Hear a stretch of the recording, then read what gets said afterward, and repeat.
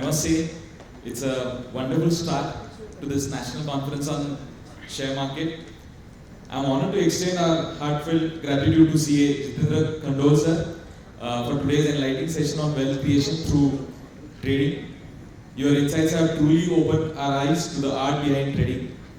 A big thank you to all the committee members and staff for putting this event together, and to all the participants for your active engagement. Let's carry forward the knowledge we have gained today and apply it to our trading endeavors. With that, please join me once again in a round of applause for our individual speaker. Thank you everyone. Thank you, Preeti sir. Now, I request our next speaker, Mr. Mitesh Thakkar. Along with him, I even request the chairperson of our branch, C. Amruta Kulkarni ma'am, and the vice chairperson, C. A. Sachin Minya sir, to kindly come on the dais. In the intricate landscape of capital markets, the concept of breakout gaps has emerged as a critical consideration for savvy investors and traders. These gaps form the market price abruptly shifts, leaving void between the previous closing price and the new opening price. Breakout gaps, often driven by the catalytical events or shifting market sentiments, can signal the beginning of new trend or the continuation of an existing one. The art of capitalizing on breakout gaps lies in the ability to identify these pivotal moments and position oneself accordingly.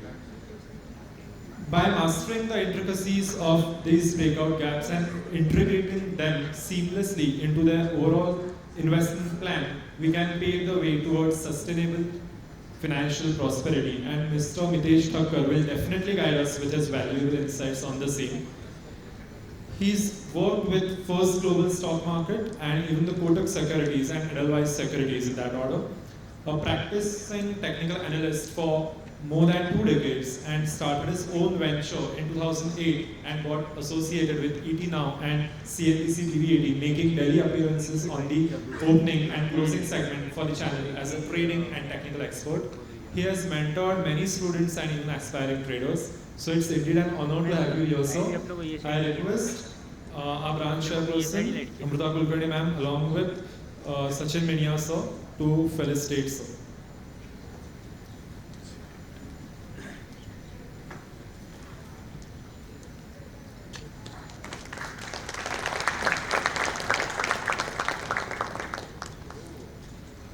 As I said, breakout gaps really requires a deep understanding, and analyzing the factors which contributes to the formation of the breakout gaps is also very important for all of us investors. So sir will be guiding us on the same. The topic is breakout gaps.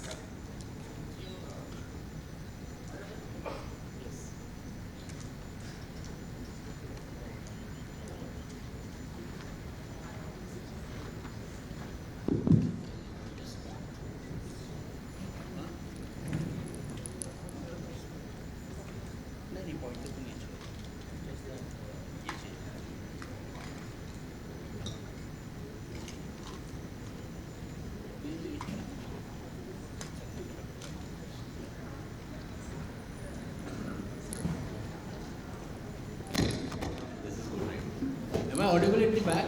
पीछे आवाज आ रहा है मेरा? Perfect.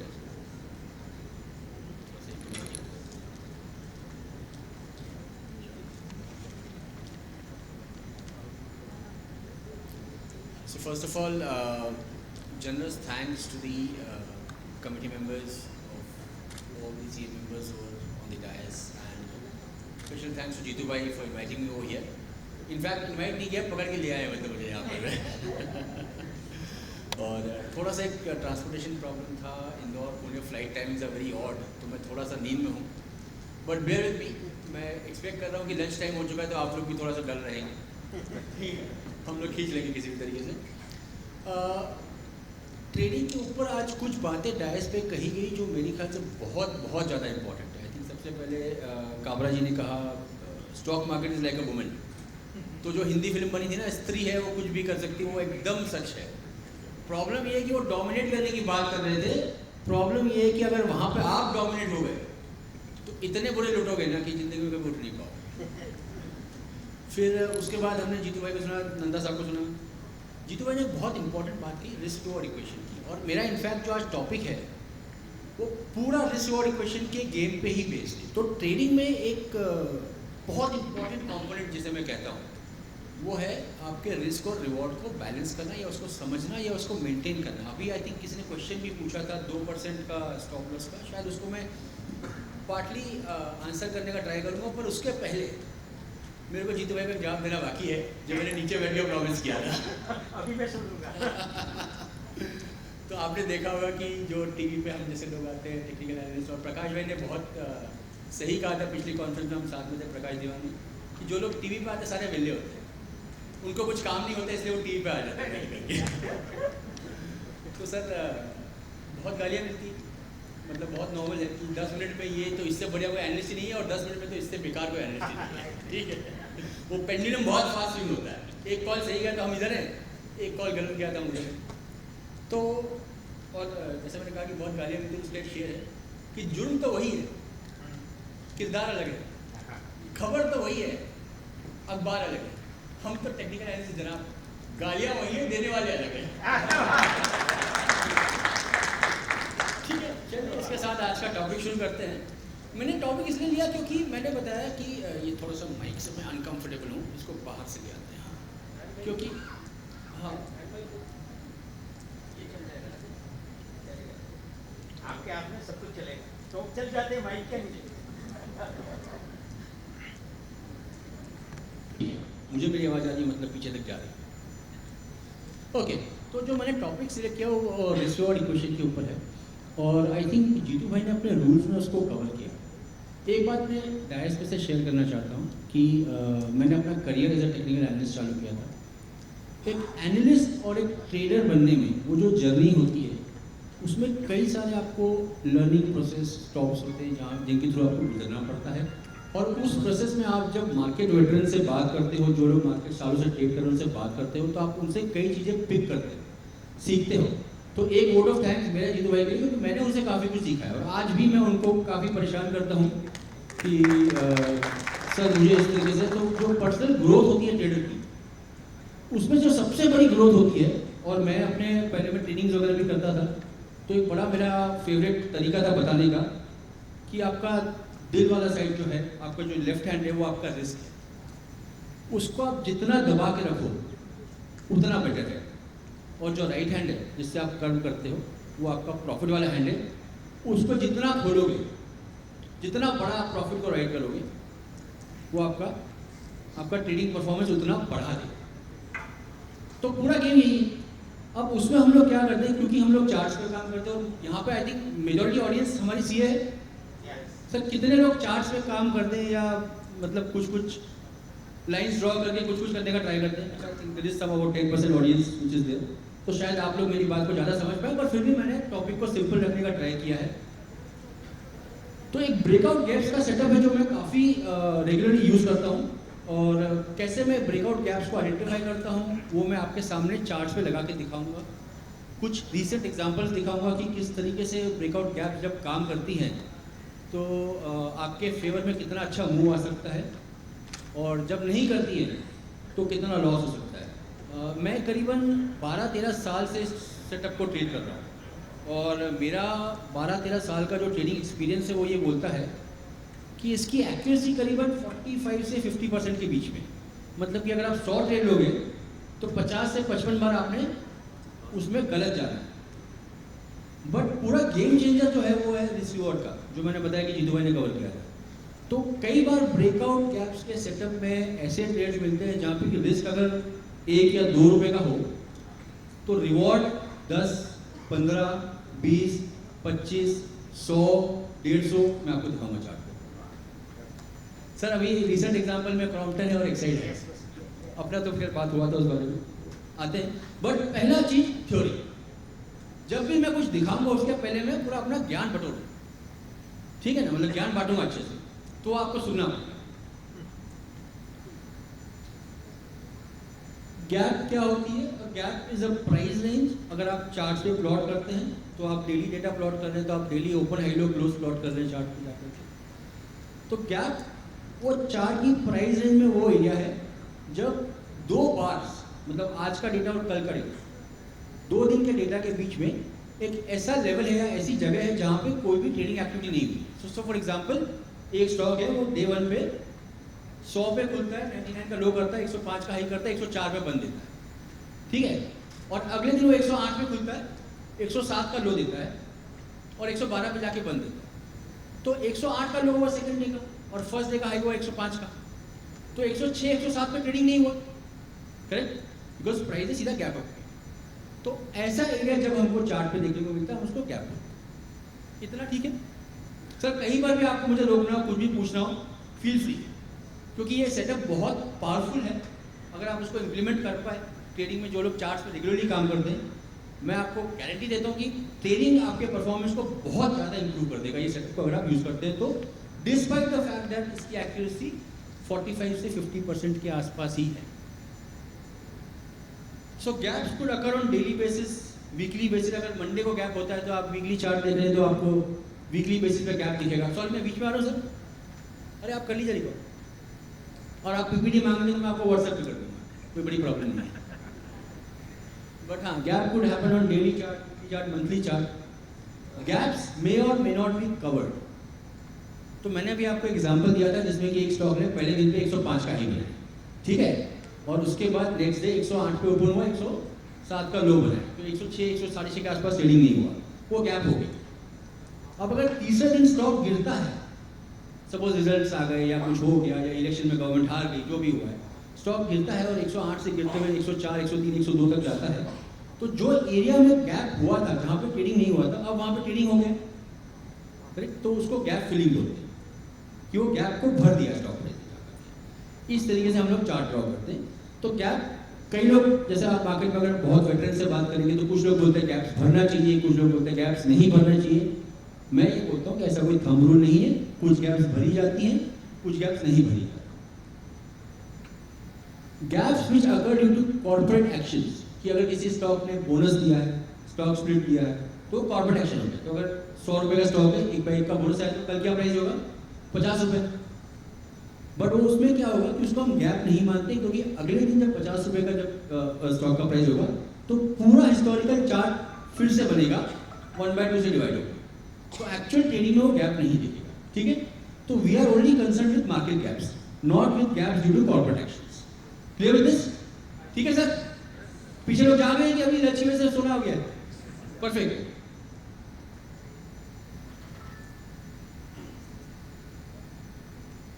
Gap के तरीके होते हैं, you classify them, but हम लोग एक ही गैप पर फोकस करेंगे, वो है break away gaps. There are common gaps, break away gaps, continuation gap or exhaustion gap, and there is one more as island reversal. मैंने यहाँ पे लिया नहीं है, वैसे भी हम लोग उसको कवर नहीं करने वाले।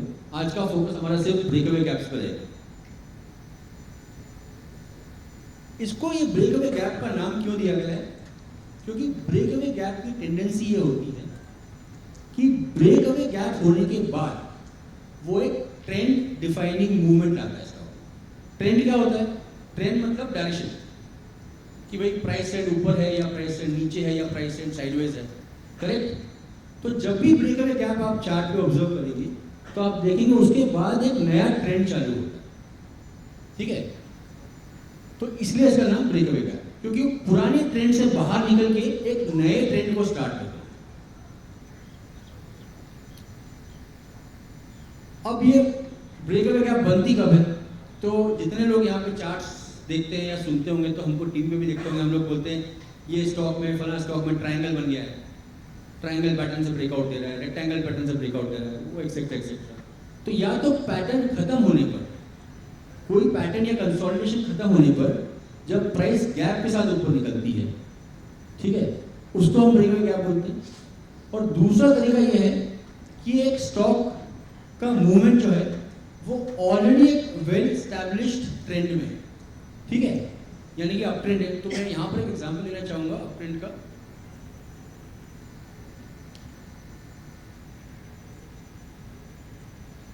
Just give me 1 minute sir, this is needs to be covered. तो मैं सपोज यहाँ पे आपको दिखा रहा हूँ कि अप ट्रेंड है, प्राइस ऊपर गया। अप ट्रेंड में क्या होता है? प्राइस, सॉरी, अप ट्रेंड में क्या होता है कि प्राइस ऊपर जाता है जनरली, तो हायर हाइज और हायर लोज का सीक्वेंस बनाता है, तो इस वाले मूवमेंट को हम लोग अप ट्रेंड डिफाइन करते हैं। माउस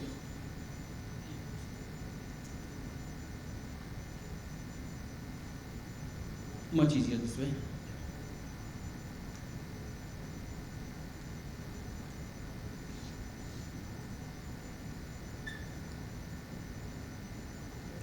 तो ये हो गया अपने कि प्राइस आप देख लो कि हायर हायर हायर लो बना रहे हैं। यहाँ पे एक उसने हाई बनाया, फिर एक लो बनाया, फिर एक हाई बनाया, फिर एक लो।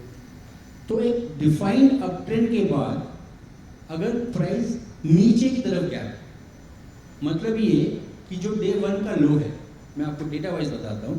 अगर डे 1 को स्टॉक 110 पे ओपन हुआ, 106 पे जाके बंद हुआ, 105 का लो किया और अगले दिन 103 पे खुलता है और गिरता जाता है, तो 104 पे ट्रेडिंग नहीं हुआ तो वो नीचे की तरफ गैप हो। तो अप ट्रेंड के बाद अगर प्राइस नीचे की तरफ गैप दे तो वो ब्रेकअवे गैप हो सकती है, वो अप ट्रेंड को खत्म करेगी और एक नया ट्रेंड लाएगी जो कि डाउन ट्रेंड की तरफ हो। इसका एग्जैक्ट उल्टा हो जाएगा कि अगर प्राइस डाउन ट्रेंड में है तो डाउन ट्रेंड को हम दूसरे कलर में डाल देते हैं यहाँ पर, ये वाला नहीं भाई।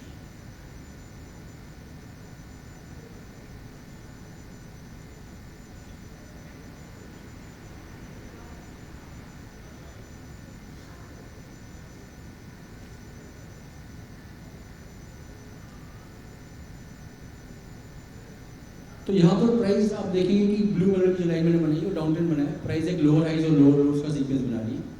अगर ये होने के बाद प्राइस गैप अप देती है तो वो एक ब्रेकअवे गैप हो सकती है। इतना समझ में आ गया? अरे और ओके, बहुत सिंपल है, कुछ ज़्यादा कॉम्प्लेक्स नहीं है। अच्छा हाँ या ना बोल दो तो ना मालूम पड़ेगा आप लोग जा रहे हैं।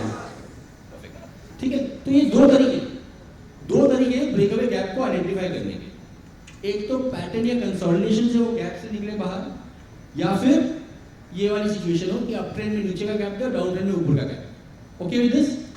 नहीं भी है तो मैं मान रहा हूं कि ओके है। चलिए आगे बढ़ते हैं। ठीक है, ये हो गया है हमारा what is the forecasting value of a break. क्यों हम इतनी मगजमारी कर रहे हैं कि भाई ये गैप आया है कि नहीं आया है, डाउन ट्रेंड के बाद आया कि नहीं आया, इसका पूरा एफर्ट डालने का रीजन क्या है? फोरकास्टिंग वैल्यू ये है कि first of all they emphasise the genuineness of a breakout.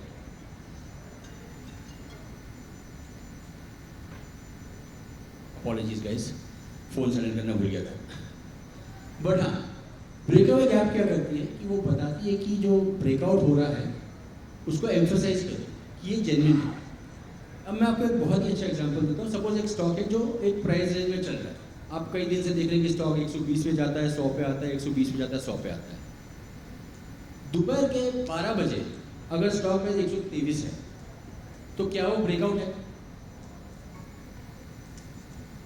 क्योंकि 120 का ऊपर चल रहा है ना स्टॉक। ठीक है, हम देख रहे हैं कि 20 दिन से स्टॉक 120 आता है, 100 रुपये आता है। 21वें दिन आपने देखा कि 12:30 बजे प्राइस हो गया 123 रुपये, तो क्या ये ब्रेकआउट है? पता नहीं, जेन्युइन आंसर पता नहीं, हो भी सकता है नहीं भी हो सकता है। करेक्ट? अगर शाम को ऊपर ही बंद आया तो ब्रेकआउट है, नीचे बंद आया तो ब्रेकआउट नहीं है। बट अगर उस दिन प्राइस जो रेक्टेंगल 120 के ऊपर निकला है, अगर वो गैप के साथ निकला है तो 95 to 99% चांस है कि वो ब्रेकआउट जेन्युइन है और वो फॉलो थ्रू करेगा।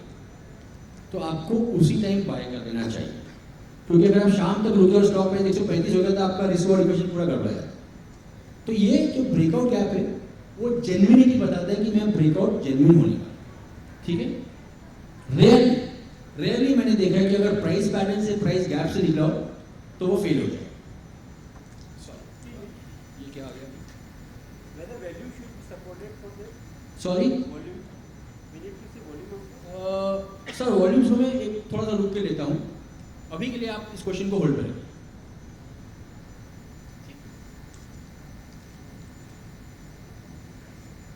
Sir, how much time do you consider कि जब जैसे 91-20 के रेंज में अगर स्टॉक प्राइस चल रहा है? सर, मैं डेली चार्ट देखता हूँ तो डेली टाइम फ्रेम पे काम करता हूँ। Gaps will see only on daily charts.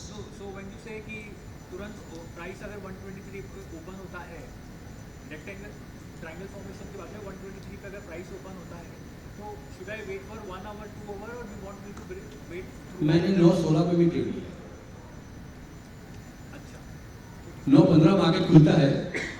और अगर मैं आपको भी एग्जांपल दिखा दूंगा 2 मिनट कि 9:15 पे इनफैक्ट क्या होता है ना सर, प्री मार्केट में मालूम पड़ जाता है कि वो लेवल के ऊपर खुल रहा है और गैप से ऊपर खुल रहा है, राइट। 9:07 पे 9:08 पे जब प्री मार्केट रेट सेटल होता है तो आपको मालूम पड़ जाता है कि जैसे फॉर एग्जांपल के लिए मैं आपको एग्जांपल दिखा दूं। मैंने क्वेश्चन पूछा है कि कितने टाइम तक आप वेट करोगे गैप अप होने के बाद, राइट।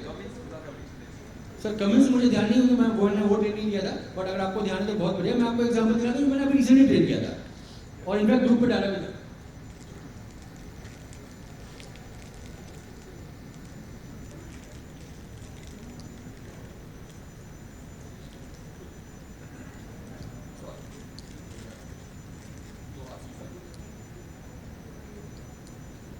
आप देखेंगे कि ये चंबल फर्टिलाइजर का चार्ट है और मैंने यहाँ पे लाइन डाल रखा करीबन 385 386 के लेवल पे, राइट। उसके ऊपर स्टॉक जाता नहीं था, यहाँ पे एक 4-5 बार गया, वो नहीं गया, उसके ऊपर यहाँ पे भी गया, यहाँ पे भी गया, नहीं गया। और इस दिन ये प्री मार्केट में 4 रुपये ऊपर था और वो दिख रहा था कि उसके गैप के लेवल के ऊपर जाने वाला।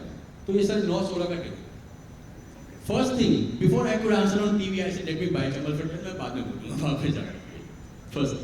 तो देन आप उसके बाद 4 दिन का मूवमेंट देखेंगे, 385 वाला 4 दिन में 440 रुपये। You can see that movement over 385 1 2 3 4 fourth candle में high is 439। So any which ways, because आपने एग्जांपल पूछा मैंने उसको कवर कर दिया, ये बाद में कवर करने वाला था मैं। सो एक तो ये हो गया कि वो बताती गैप समय बताती कि जो ब्रेकआउट है वो जेन्युइन है, ठीक है। दूसरा, चूंकि वो स्टार्ट ऑफ द ट्रेंड, इसका मतलब टिपिकली चांसेस बहुत ज़्यादा हैं कि जो आपका पैटर्न का टारगेट है, सपोज कोई रेक्टेंगल है 30 रुपये का, जैसे हमने बात की 100 से 120 में स्टॉक घूम रहा है, तो 20 रुपये की रेंज हुई, तो जब ब्रेकआउट आता है तो हम एक्सपेक्ट करते हैं कि ऊपर का 140 तक जाएगा, राइट। 20 रुपये में कंसोलिडेट किया तो 20 रुपये ऊपर जाना चाहिए, it is a very standard rule. But अगर गैप से आया है तो पूरे चांसेस हैं कि वो जो प्राइस टारगेट है, जो उसके बाद जो ब्रेकआउट के बाद जो मूव होगा, वो प्राइजेस को और आगे लेके जाएगा, मतलब ये कि टारगेट को एक्सीड करेगा, राइट। जितना टारगेट उसका होना चाहिए उससे ज़्यादा परफॉर्म करेगा इसका, एक। दूसरा, फास्टर स्पीड पे परफॉर्म करेगा, 2। सो ब्रेकआउट गैप हमें ये बताता है कि अगर पैटर्न से मैं निकल रहा हूँ तो मैं अपने पैटर्न के टारगेट को एक्सीड करूंगा और मूवमेंट भी बहुत फास्ट है। ट्रेडर को क्या चाहिए? यही तो चाहिए, right. So other things being equal, if 2 stocks break out of a consolidation, we should bet aggressively on a stock that broke out with a gap against a stock जो धीमे धीमे अपने लेवल के ऊपर गए। So ये मैंने बता दिया, इसको आइडेंटिफाई कैसे करते हैं। एक तो हम प्राइस पैटर्न से के ब्रेकआउट को आइडेंटिफाई करते हैं, और एक हम आइडेंटिफाई करते हैं जब उसका अप ट्रेंड में नीचे का गैप आ जाए या डाउन ट्रेंड में ऊपर का गैप आ जाए। अब प्राइस पैटर्न तो ठीक है, मैंने आपको एक ड्रॉ करके दिखा दूंगा, यहाँ पे 2 लाइंस बन गया, पर वो अप ट्रेंड डाउन ट्रेंड को कैसे आइडेंटिफाई करेंगे, उसमें मैं 2-3-4 मिनट और लूंगा आपकी। तो पहले तो प्राइस पैटर्न के एग्जांपल देख लेते हैं, और पीएल आजकल बहुत कॉमनली डिस्कस स्टॉक है, तो इस थोड़ा सा हिस्टोरिकल एग्जांपल दिया हुआ मैंने यहाँ पे।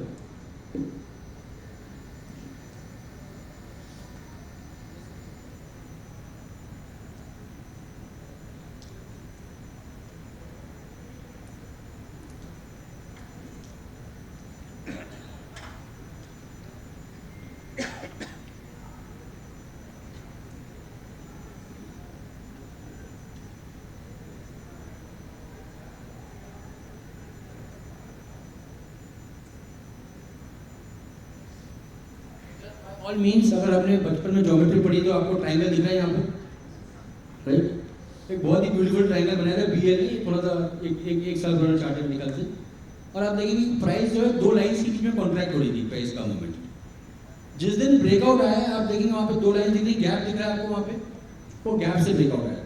ना लॉजिकली क्या करते हैं, जब हम चार्टिस्ट लोग देखते हैं कि ऐसा कुछ ब्रेकआउट आ रहा है, तो ये जो हाईएस्ट पॉइंट है ट्रायंगल का वो है करीबन 81 रुपीज़ पे। आपको डेटा वैल्यू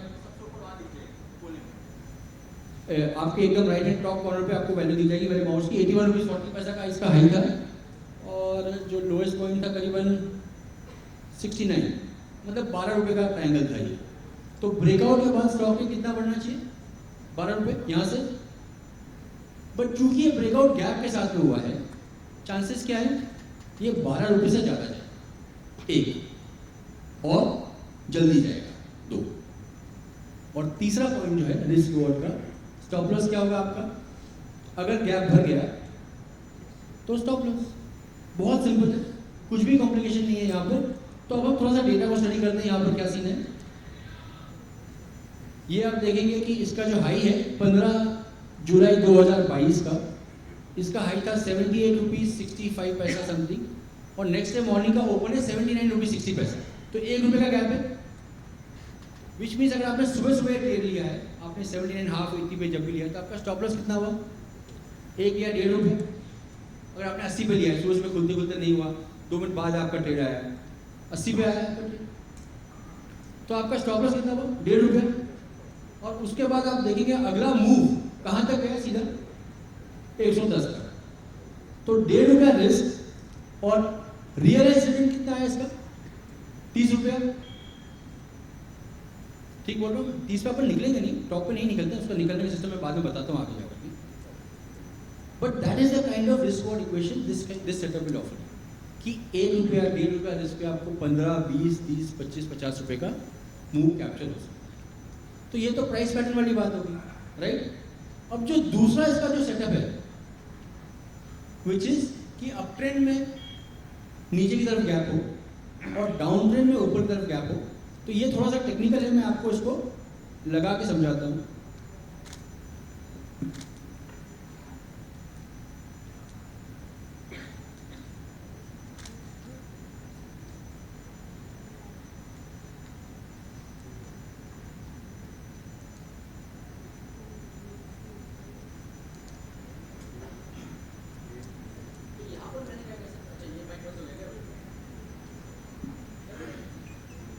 यहाँ पर मैंने क्या किया सर, एक अपना कस्टमाइज इंडिकेटर बनाया।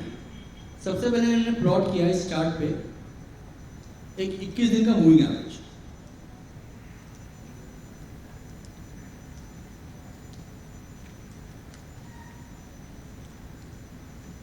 Exponential moving average for 21 day period. उसका हम डिस्प्ले कर देंगे वाइट ताकि हमको अच्छे से दिख जाए। ब्लैक स्क्रीन का बैकग्राउंड है यहाँ पर, ये मैंने डाल दिया, ठीक है। 21 दिन का मैंने, तो प्राइस का 21 दिन का एक्सपोनेंशियल एवरेज मैंने प्लॉट कर दिया, ठीक है।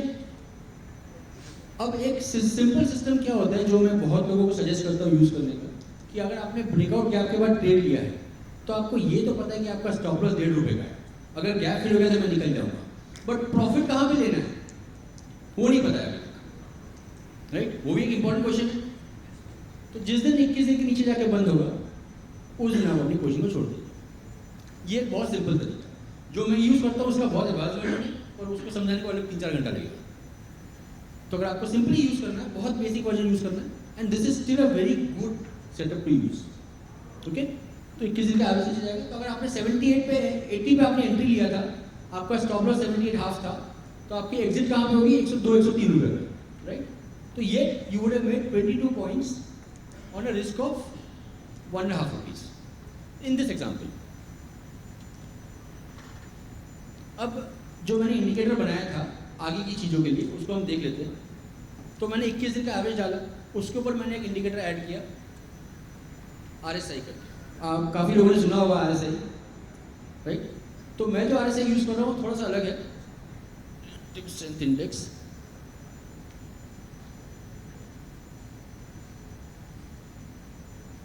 थोड़ा सा टेक्निकल है, but I will still promise you, सुन लो, बहुत पैसा बनता है, ठीक है।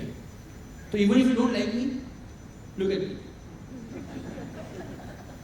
ये मैंने RSI लिया है, और टिपिकली क्या होता है जब हम RSI लेते हैं तो हम उसको प्राइस पे प्लॉट करते हैं, जितने भी हम मैथमेटिकल इंडिकेटर्स डालते हैं। पर यहाँ पे मैं क्या करूँगा, इस RSI को मैं मूविंग एवरेज पे प्लॉट करूँगा। जो 21 दिन का एवरेज है उस पर RSI कैलकुलेट करके प्लॉट करूँगा। और मैंने इसका ओवरबॉट लेवल डिफाइन किया 90 का, और ओवरशोट लेवल डिफाइन किया 10 का, और इसका जो इनपुट है वो हो जाएगा प्राइस की बजाय 21 दिन का मूविंग एवरेज। तो इसका मैं कलर्स भी चेंज कर देता हूँ तो हमें थोड़ा सा अच्छे से दिखेगा। Parameters display will be blue.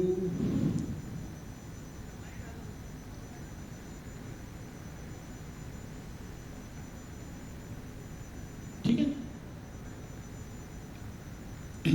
अब ये हो गया। तो ये RSI को मैंने सब्स्टिट्यूट किया है अप ट्रेंड और डाउन ट्रेंड, राइट। जो हमने कहा था कि अप ट्रेंड में जाके नीचे की तरफ गैप हो या डाउन ट्रेंड में जाके ऊपर की तरफ गैप हो, तो मैंने आपको बोला था कि मैंने यहाँ पे ओवरसोल्ड और ओवरबॉट वैल्यूज दिए 90 और 10।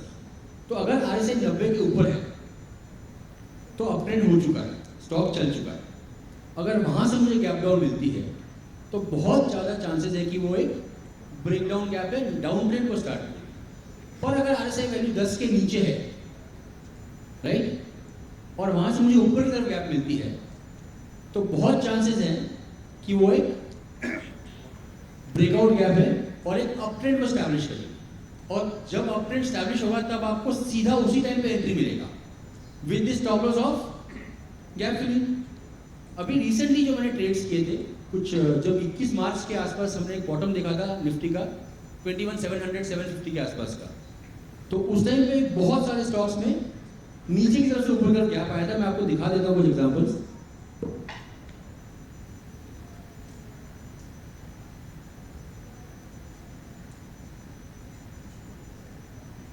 ये स्टॉक आजकल बहुत न्यूज में है, एक्साइड, जो सालों से नहीं भागा वो घोड़े की तरह भागा है। पर अगर आप देखेंगे तो नीचे 300 के आसपास आपको गैप दिख रहा है, राइट। इसकी हम डेट देख लेते हैं।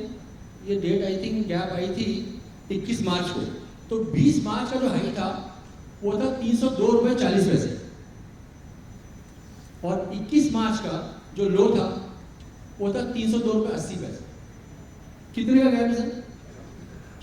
पर आपको तो लोएस्ट पॉइंट पे आपको एंट्री नहीं मिलेगा ना, तो अजीम करो आपको 150 रुपये ऊपर मिले तो आपका 2 रुपये का स्टॉक, क्योंकि 2 रुपये ऊपर आपने एंट्री लिया तो वहां से गैप फिल करने आएगा तो 2 रुपये आपको लग सकता है, राइट।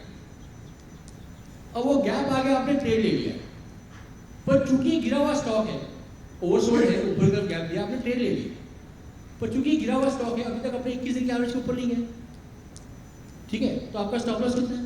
वो गैप कहीं है, राइट। अगर 2 रुपये का है तो गए, जिस दिन वो 21 दिन के ऊपर जाके बंद देता है उस दिन से आपका स्टॉप लॉस क्या है? 21 दिन का एवरेज, और वो अभी तक उस नीचे बंद नहीं दिया। वो 2 रुपये का स्टॉप लॉस पे स्टॉक 180 रुपये बढ़ चुका है। बंद करूं कि और आगे सुन? तो इतना ही है ऊपर के। अब आपको मैं एग्जांपल से दिखाने वाला हूं सीधा, बट बहुत सिंपल लॉजिक है। एक मॉडिफाइड RSI को प्लॉट किया है, उससे हमने ओवरबॉट ओवरसोल्ड लेवल डिसाइड किया है कि स्टॉक ओवरबॉट है कि ओवरसोल्ड है। ओवरसोल्ड में ऊपर की तरफ गैप चाहिए, ओवरबॉट में नीचे की तरफ गैप फिलिंग का स्टॉप लॉस है। उसके बाद जितना मुंह मिले, जितना भगवान की मर्जी, जितने आपने पुण्य किए होंगे उतने आप कमा पाओगे, ठीक है। उसके आगे तो किसी का चलता नहीं है। सर आपने 40 मिनट दिए थे, मैंने 40 मिनट लिए नहीं है, ठीक है। ये एक्साइड हो गया जितनी बार मैं आई थिंक प्रॉब्लम की बात कर रही थी। प्रॉब्लम हमारी नजर में 310 पे आया, बट ब्रेकआउट गैप 270 पे है।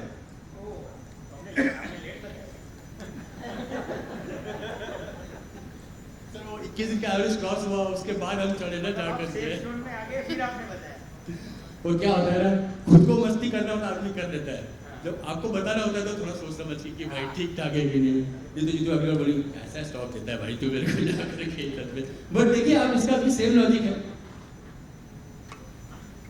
यहाँ पर। ये आप देखेंगे इसकी RSI वैल्यू आपको दिख रही है वहां, कोई पढ़ के बता सकता है? ये जो वैल्यू दिख रही है यहाँ पे ब्लू में, नहीं अभी नहीं, ये यहाँ पे यार 3, so below 10, right, which is oversold. यहाँ से ऊपर की तरफ गैप आता है, तो इस दिन का हाई क्या है? 268.90, नेक्स्ट दिन का ओपन है 272, और उस दिन वो लाल कैंडल लेके बंद हुआ है पर गैप फिल नहीं किया। तो अगर आपने 272 में भी लिया है और आपका स्टॉप लॉस कितना हुआ 268.90 का, तो 3 रुपये 10 पैसे का स्टॉप लॉस हुआ।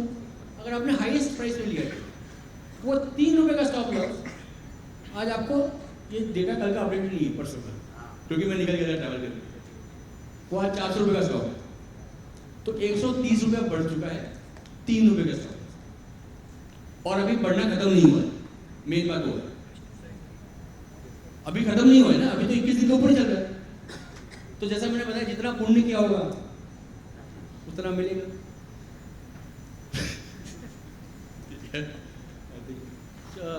Okay, this is what it is all about, and yeah. So I'll give you a lot of examples, इसमें आपको देखने को मिलेगा। इसमें कई बार ऐसा भी होता है कि चूंकि जब वो गैप भर जाता है, guys, if you all with me, तो वो लाइन्स हट जाती है, तो चार्ट पे दिखती नहीं है। तो जो मैं आपको एग्जांपल्स दिखा रहा हूँ वो सब दिखाने वाले दिखा रहा हूँ, जहाँ पे चला है। तो कई जगह नहीं भी चलता है। मैं आपको बता रहा हूँ, मैं करीबन 12-13 साल से सेटअप को ट्रेड कर रहा हूँ। अब approximately 50% accuracy, 45 to 50% accuracy, but risk reward 1/20, 30, 40, 50, 100 भी मिलता है। चाहिए क्या? यही।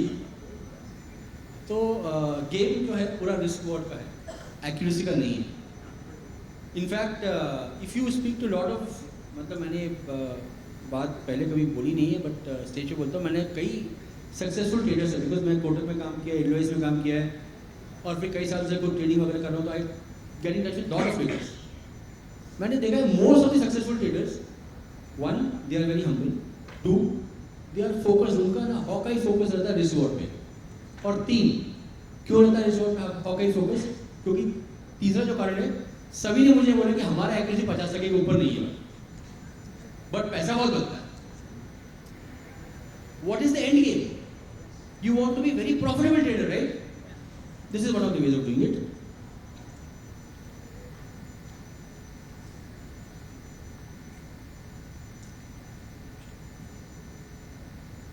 ये मैंने कुछ एग्जांपल्स डाले हैं, मैं आपको दिखा देता हूँ, तो you will come to understand and appreciate the beauty of breakaway gaps and how simple it is to identify them with this logic. But जो मैं एग्जांपल दिखा रहा हूँ वो सारे चले हुए हैं। तो अगर मैं आपको बोल रहा हूँ कि 50% एक्यूरेसी है, इसका मतलब ये कि अगर आप इस सेटअप पे अगर आप 100 ट्रेड लोगे तो 50 से ज़्यादा गलत है। इसका मतलब ये भी है कि लाइन में 4 ट्रेड भी गलत जा सकते हैं, और मैंने भरा है 4 बार लगातार लाइन से 4-5 ट्रेड भी। हाँ सर, आप कुछ पूछ रहे हैं? आप भी अच्छा, मेरे को लगा आपने हाथ उठाया। सर पूछना भी है मुझे।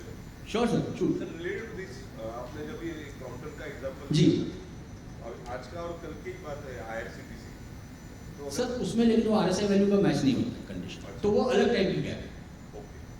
IRCTC is not oversold, IRCTC नए हाई पे है, तो वो RSI वैल्यू अलग है, तो वो कंडीशन गैप है। ये में से ब्रेकआउट गैप्स के बारे में, तो क्लासिफिकेशन में डिफरेंट है।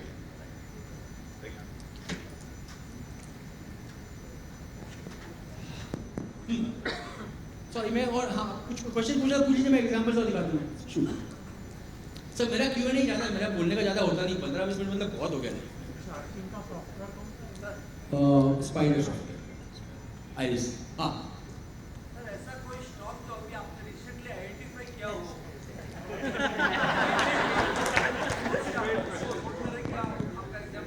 सर चंबल था ना 5 दिन 7 दिन पहले। हेलो, 7 दिन पहले का ब्रेकआउट, 7-8-10 दिन पहले का ब्रेकआउट। तो भूलेगा तो मालूम पड़ेगा कल के वैसे सर। नहीं सर, अभी लेटेस्ट में, बिकॉज मार्केट जब गिर के ऊपर आया ना इस बार, अभी अपन वापस से एक minute just answer this question. हम जब 21,700 पे गए ना सर, तो इस बार रिवर्सल में बहुत सारा गैप अप नहीं हुआ, पिछली बार में बहुत सारा हुआ था, तो उनके बहुत सारे एग्जांपल्स हैं, मैं आपको और 2-4 दिखा देता हूँ। बट जब भी होएगा मतलब ये, तो कई बार मेरा जीतू भाई को पर्सनल मैसेज चला जाता है, जो मैं ग्रुप पर डाल दिया, कोई बड़ी बात नहीं हुई। सर ये देखिए यहाँ पर HL का गैप लेते हैं, क्योंकि आजकल HL बड़ा फैशन में है और बहुत ज़्यादा सक्सेसफुल है। तो ये HL का गैप मैंने डाला है 6 नवंबर का, 6 नवंबर का HL का चार्ट, HAL।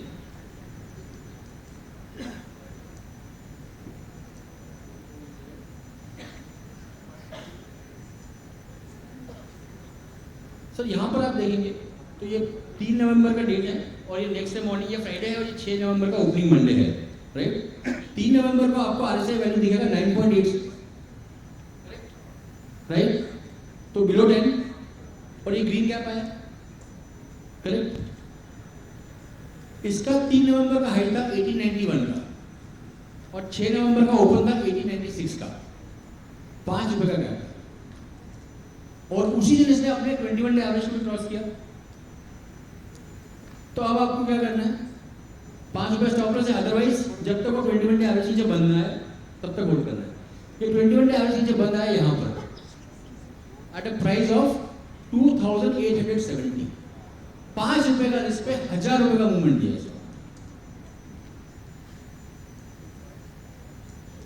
सब लोग मेरे को बाद में पैसा देने कि गैप से तो बन रहा है पर इतना मेरा भी नहीं बन रहा है। ये जो मूवमेंट आया था कॉर्पोरेट एक्सचेंज का स्टॉक स्प्लिट के बाद का तो नहीं था सर, पर ये जो गैप है वो स्टॉक स्प्लिट का गैप है। ये तो 5 रुपए का मार्केट गैप है। स्प्लिट हुआ था 1800 रुपए स्प्लिट हुआ था। तो वही वो 18 की फिगर नहीं मूवमेंट स्प्लिट तो पहले हो गया था पर जो हाँ ये प्राइस एडजस्टेड है ना स्प्लिट का, तो स्प्लिट का गैप नहीं दिख रहा है। ये जो आपको दिख रहा है proper market gap, traded gap है। And again from a very small 5 rupee gap give you 1000 rupees, so that's beyond। Sir अभी भी ओपन है सब नहीं हो गया ना, 21 दिन के नीचे बंद हो गया ना यहाँ पे। मेरा वाला जो सिस्टम है जो मैंने मोनिश भाई से भी डिस्कस किया था उसमें ओपन है। वो एक नया वाला जो मैंने उसके just share with you, but this is also okay यार। मतलब कितना खाओगे, इतना भी मैं खा नहीं पाया क्योंकि 250 के ऊपर गया है तो रहा नहीं गया। ठीक है, तो एज अ ट्रेडर जो मैंने आपको बताया था रिस्क को दबा दो। ये सेटअप क्या करता है, आपके रिस्क को बहुत दबा दे। ये आप कितना खोल पाते हो उस पर डिपेंड करेगा आप करोड़पति मरोगे कि आप अरबपति होकर मरोगे कि आप मल्टी बिलियनर होकर मरोगे। तो ये वाले हाथ को अभी मैं खोल रहा हूँ। उसमें एक और लर्निंग जो है जो मैंने अभी बताया था कि मैं जीतू भाई से बहुत मेंटरशिप लेता हूँ, वो है पिरामिडिंग। तो ऊपर में जाके और ऐड करना, कहाँ पे ऐड करना मैं बताऊँ आपको। जब ये 21 दिन को आया टच करके भाग, ये अभी मैं सीख रहा हूँ। एज अ टेक्निकल एनालिस्ट और trader is a big journey in itself. We have to be honest with ourselves. हमने 250 रुपये खाए, ठीक है 250 उस टाइम बहुत अच्छा लगा था मुझे। आज दुख होता है कि 1000 रुपये खा सकता था। And trader that was never happy. पैसा जाता तो वैसे ही दुखी होता है और बनाता तो सोचता और बना लिया होता। ठीक है, वो सुख तो हमारे जीवन में लिखा ही नहीं है। ठीक है, but the idea is that if you are keeping your pace on that path of expanding this hand, there is no ways that you cannot die rich and not rich, stinky rich। अगर आप इस हाथ को जितना खोल पाओगे। Sir मैं आपको आप मिलने के खास इससे भी यहाँ पे आया था कि देवेंद्र भाई से मिलना भी हो जाएगा 1-on-1 पे। तो वो जो है प्रोसेस कि आप एज ट्रेडिंग हैंड में आप ये सेटअप आपको रिस्क दबा के दे रहा है, बिकॉज गैप छोटी छोटी आ रही है, बट रिवॉर्ड को कितना कैप्चर करके खा सकते हो। एक जेसी लिवरमोर की बुक है जो मैंने करीबन 200-400 लोगों को गिफ्ट करी है, reminiscence of a stock option. उनकी स्टोरी कई लोगों ने सुना भी होगा। एडविन लेफेब्रे उसका ऑथर है। उसमें एक पेज में उन्होंने लिखा है to be right and sit tight is the hardest thing in this stock. सारा लॉस तो कट ही जाता है क्योंकि एक लेवल के बाद तुम ऐसे टेंशन में भी काट देते हो, बट प्रॉफिट कितना खा पाते हो। एक बार मैं देवेंद्र भाई को साथ, क्योंकि अभी आए तो मैं बता दूं, मैं अहमदाबाद में साथ में था और गाड़ी में हम लोग सेम फ्लाइट कैश करने वाले थे, तो हम सेम टैक्सी को ड्रॉप कर देंगे। अब आप देवेंद्र भाई के पास बैठे और उनसे स्टॉक कितना मांगोगे तो हो नहीं सकता। तो मैंने पूछा देवेंद्र भाई क्या लेना चाहिए पर्सनल में, आप बताइए कुछ अच्छा स्टॉक आप लेते। तो स्टर्लिंग टेक्नोलॉजी सर आपने मुझे बताया था, आई थिंक 8-9 साल पहले की बात है। 25 रुपये का स्टॉक था। मैंने जाके चार्ट देखा, बड़ा अच्छा चार्ट लगा। 25 वाला मैंने 100 में बेचा, मैं बड़ा खुश हुआ। 6 महीने बाद 400 हो गया, मैं बड़ा दुखी हुआ। तो ये प्रोसेस अभी भी चालू है। But as I said, this is one setup which will guarantee कि आप छोटे रिस्क पे काम करो।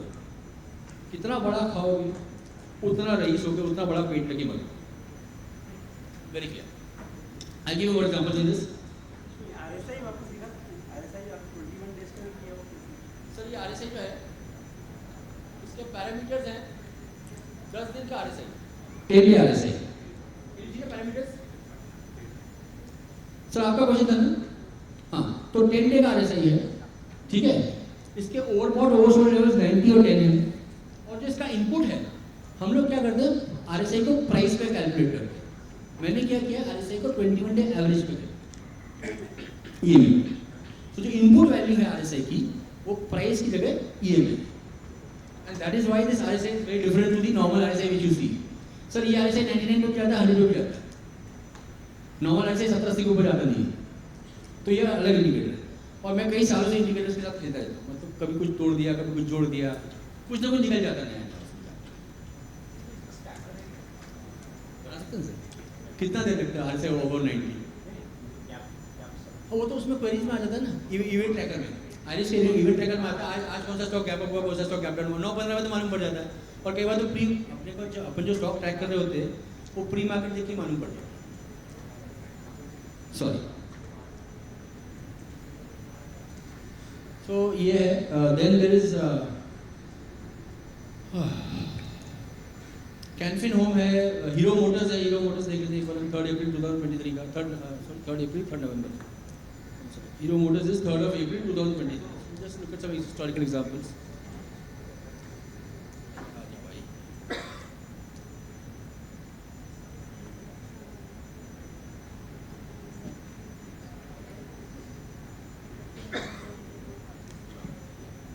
So I've taken a historical chart again. आप देखेंगे यहाँ पे RSI वैल्यू आपको दिखेगी 0.27, राइट? ये वो EMA की वजह से कि RSI इतना नीचे तक जाता है। 0.27 पे उसने ऊपर का गैप दिया। तो ये जो 31 मार्च को जो इसका हाईएस्ट प्राइस था वो था 2312, नेक्स्ट डे मॉर्निंग इसका ओपन था 2340, मतलब बेसिकली 28-30 रुपए का गैप था, राइट? उसी दिन उसने अपना 21 डे एवरेज वाइट लाइन को क्रॉस किया, तो 30 रुपए पे आपका रिस्क पे आपका स्टॉक आ गया अगर आपने बाई किया ट्रेड को। और ये इसने बंद दिया 21 डे एवरेज नीचे जाकर 2720 रुपए 30 रुपए पे, और आपकी एंट्री हुई थी करीबन 2300 रुपये। तो 30 रुपये रिस्क, 400 रुपये का प्रॉफिट, 1:10। टिपिकली जो मेरा जो ये है कि इसकी एक्यूरेसी 50% है, बट जो मिनिमम रिस्क और इक्वेशन मेरे को इसमें मिलता है मिनिमम साइड पे वो 1/5 से 1/8 के बीच में, 1:5, 1:8। And on the maximum side I have shown you 1:100, 1:200 भी होता है। खा पाते हो नहीं खा पाते बड़ी बात है। मैं अभी उस प्रोसेस की जल्दी पे हूँ। कुछ जगह पे मैं लंबा ट्रेड राइड भी करता हूँ। उसके अलावा अपवर्ड पिरामिडिंग भी मैंने अभी रिसेंटली, जैसा मैंने बताया, जीतू भाई से सीख के ऐड किया है। तो these are the things which will make me a more profitable trader than I am, but you also need to go through the same journey. But as I said, this is a setup which will control your risk. Sir example और दिखा सकता हूं, अगर आप question तो आप पूछ लीजिए, वरना आई कैन गो शूट। इतने मल्टीपल चार्ट्स रहते हैं तो आप उसको स्क्रीन मतलब कैसे करते हैं? सर एक तो ये कि मैं रोज सुबह जो F&O के चार्ट होते हैं वो मैं स्कैन करता हूँ before the TV market starts, right? My show starts. तो उसमें दिख जाता है किसका RSI 10 के नीचे है। तो एक तो वैसे ही स्टॉक नजर में आ जाता है। दूसरा क्या होता है, ये पैकेज में जो है वो सॉफ्टवेयर वेंडर ने बहुत बढ़िया काम किया है।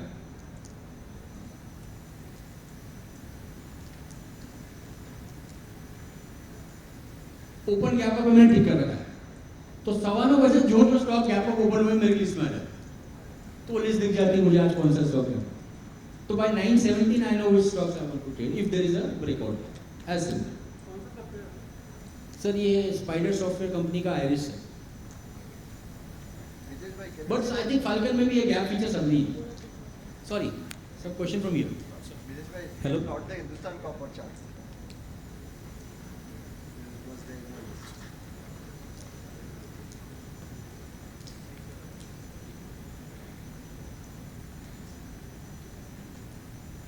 सर यहाँ पर एक बना था, उसमें जाकर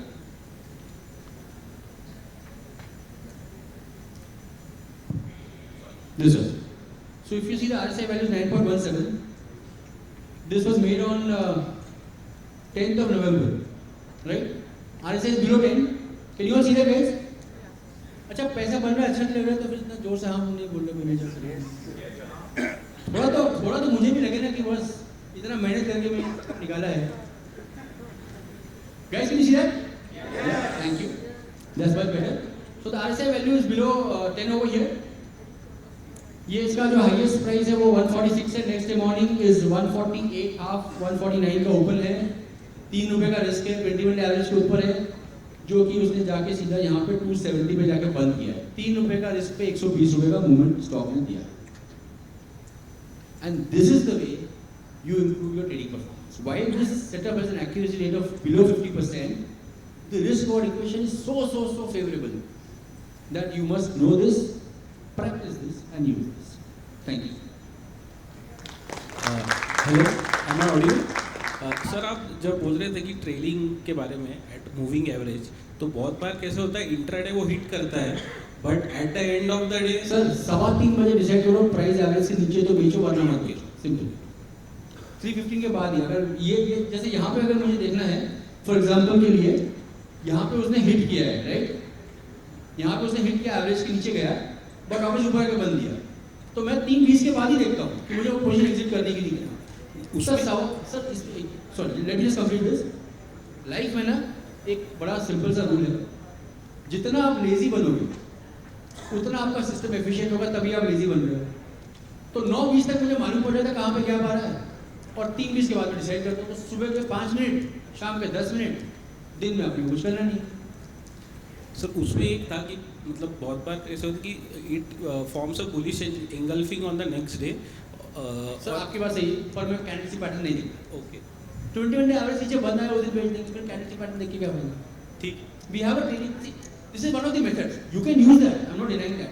बट क्या होगा कि इतने बड़े मूव में आपको बुलिश एंगल्फिंग भी दिखेगा और बेयरिश एंगल्फिंग भी दिखेगा। यहाँ पर अगर आपने बेयरिश एंगल्फिंग कैंडल देख लिया और एग्जिट कर दिया तो आपका वही हाल होगा जो मेरा होता है कि बीच मूव में छूट गया यार, पैसा बना, खुशी मिली और दो हफ्ते बाद बहुत दुख भी मिला। तो आप मेरे वाला काम क्यों करो, वैसे बेटर काम करो, राइट?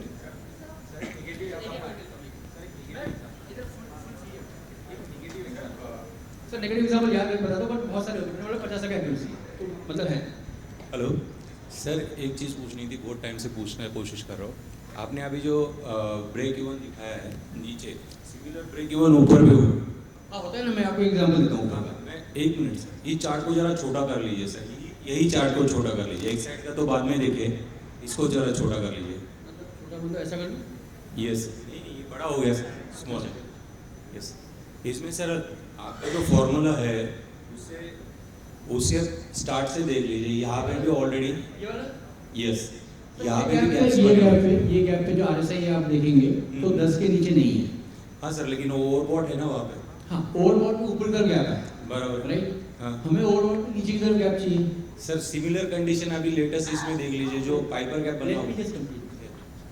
सो ओवरबॉट में अगर ऊपर की तरफ गैप आया है तो वो कोई और तरीके की गैप है, उसको हम सेकंड सेटअप में से, ये सिर्फ ब्रेकआउट गैप है जो कि एक नए ट्रेंड को स्टार्ट करती है। तो इसके लिए हमें क्या चाहिए, ओवरबॉट में नीचे की तरफ गैप है, ओवरसोल्ड में ऊपर की तरफ गैप है। ये वाली जो गैप है, it is a continuation gap, उसको अलग तरीके से ट्रीट करते हैं। अभी आपके जितने भी चार्ट दिखाया हुआ है आपने, एक साइड का हो गया, इसके पहले प्रॉम्प्टन का दिखाया, हर इसमें सिमिलरली जो आपने 90 और 10 का किया हुआ है, तो वैसे ही मैं भी यूज़ करता हूँ 90-30 का।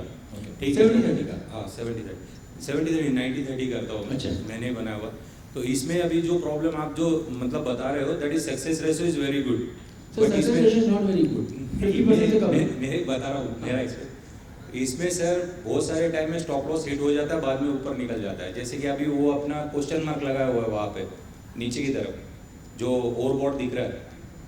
हाँ यस, पर वहाँ पे गैप नहीं है सर। गैप नहीं है, बट ऊपर वहाँ पे जब पाइपर गैप बना हुआ है, ये वाला नहीं सर, और ऊपर लास्ट में अभी यस यस यस यस पहले थोड़ा नीचे उसके वही कैंडल के बॉटम में यहाँ पे प्रीवियस से बहुत बढ़िया गैप अप बना है, तो वो गैप फिल करने के लिए ऊपर से नीचे जब आए तो यहाँ पे शॉर्ट पोजीशन बनाना चाहिए या लॉन्ग करना चाहिए? सर ये सेटअप में वो नीचे आया, एवरेज नीचे स्टॉप लॉस हो गया, ट्रेड कर। ओके, वो तो ऊपर उसने 20 डेज वो का आप कट एक अलग कर सेटअप में जा रहे हैं, उसको ट्रेड करने के अलग तरीके होंगे। Okay so we not mix two setups. Okay, यहाँ पे हम सिर्फ ब्रेकअवे गैप्स देख रहे हैं जो कि एक नया ट्रेड स्टार्ट कर रहे हैं, उसको हम कैसे कितना मैक्सिमम ट्रेड करते हैं। वो जो उसने तोड़ा है, उसने आरएसआई भी तोड़ा है, ऊपर से एवरेज भी तोड़ा है, वो एक अलग सेटअप है।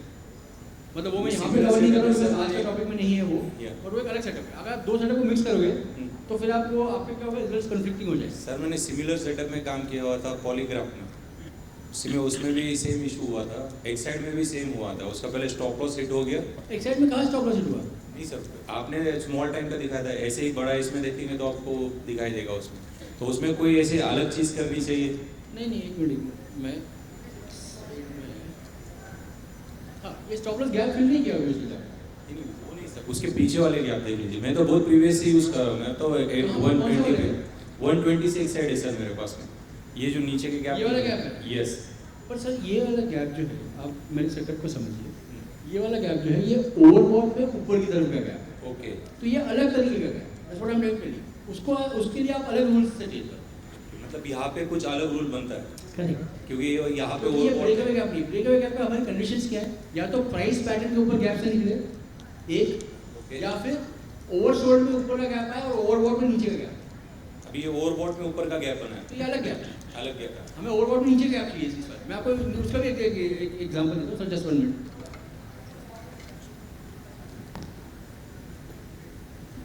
ये देख रहे हैं यहाँ पे, ये आरएसआई वैल्यू क्या है यहाँ पे?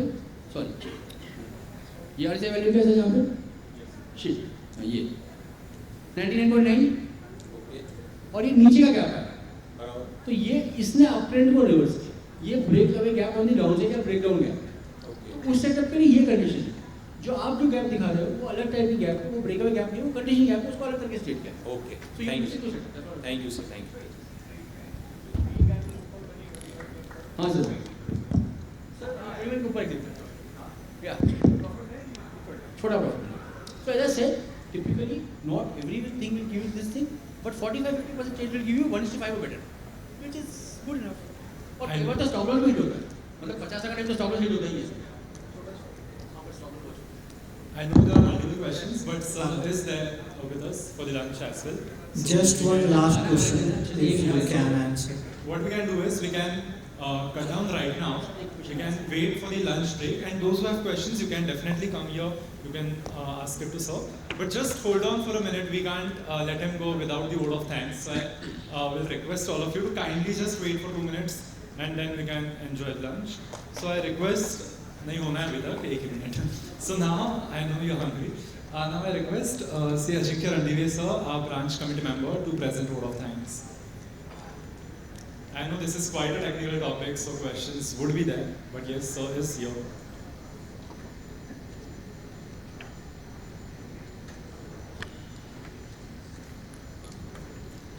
Good afternoon, everyone. Sir, thank you, sir. So, first of all, thank you for sharing your valuable knowledge with all of us and for making this session more effective and informative with the practical explanations and with the help of the charts. I am sure everyone present here will surely benefit from your valuable insights. On behalf of ICAI and all the members present here, I once again thank you for accepting our invitation and guiding us throughout this session. Thank you very much, sir. Thank you so much. I request all of you to kindly be here by 2:15. We can continue with the next sessions at 2:15. So have a sumptuous lunch and be here. The next topics and the speakers are as well amazing. So I request all of you to have your lunch and be here sharp by 2:15. Thank you so much.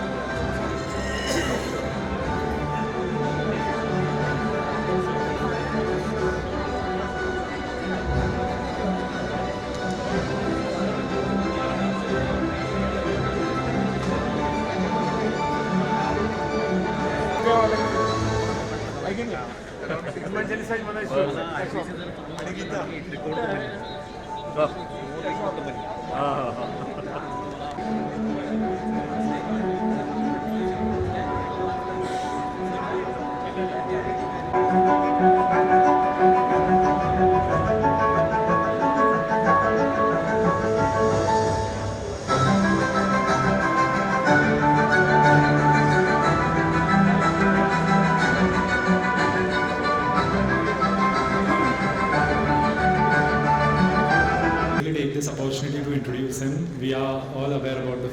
those who are turn on the TV screens, the CNBC.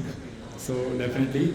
Devin Choksi, the founder of the KR Choksi Group, is a prominent figure in the Indian financial services industry. Recently, he has taken up a new role of being the promoter and CMD of DR Choksi Finserv, a wealth management solution provider, which is demerged and spun off KR Choksi Brokerage Company. He is managing equity and PE asset under management of more than 5,000 crores under PMS and AIF, and is pursuing the ambitious goal of achieving $6 billion of AUM. Definitely, I hope next time when we call you would have already achieved it, sir. He has been successful wealth creator and is responsible for identifying multi-baggers, equity ideas, selecting them where they are in the basic, I would say, birth stage. He has established himself as a thought leader and a visionary entrepreneur with his extensive experience and expertise in wealth management, investment banking, capital markets.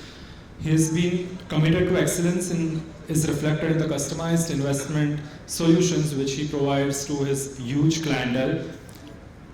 His academic qualifications, apart from CA, he has even done a diploma in system designing and programming, MDB in fund management, and is an alumni of IIM Ahmedabad. He is also a visiting faculty at multiple institutions. He has served BSc as a director of the exchange and also as governing council member of BSc Derivatives Exchange. He has played an instrumental role during his tenure of that particular position. He has also helped BSc in launching CDSL and online surveillance systems. So overall, looking at his significant contribution to the Indian financial services, I guess he's the right person to guide us how we can multiply finances and how we can grow and increase our wealth through the long-term investment. Now I request both the committee members, Sri Ajinkya sir and Rishikesh sir, to felicitate him. Welcome you at Pune branch, sir.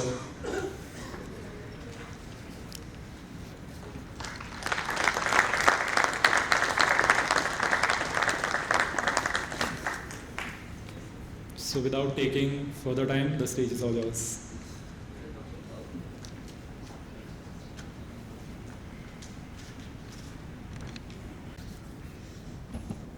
After pakoda, vanilla ice cream and gulab jamun, you are going to be listening to me. I don't know, I think who is going to be talking and who is going to be sleeping. So all the best to all of you. Good afternoon, everybody.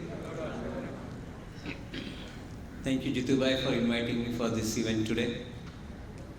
It's always a pleasure to be among the fraternity and share something which we are reading, learning with some of the most enlightened minds.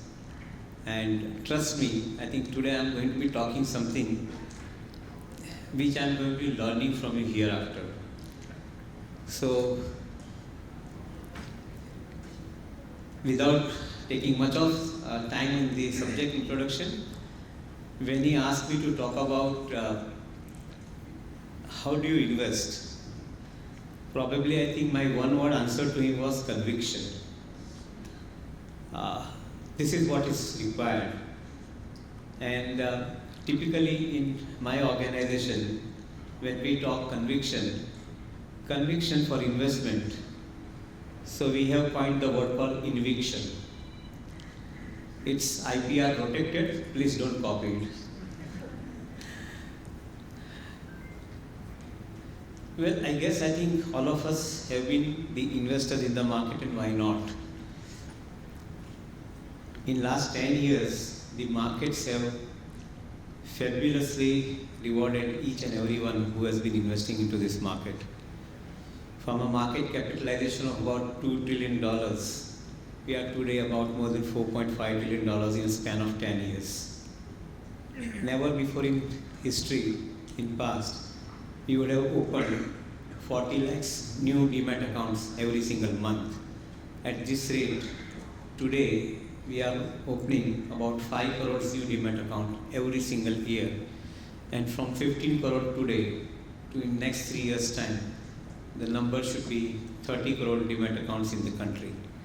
And God willing, by 2035, at least around 60 to 65 crore demat accounts in the country. So that means on a presumed population of about 150 crores, you would be a respectable figure at such point of time. In 2014, I think it was about 2%, 3% of the population.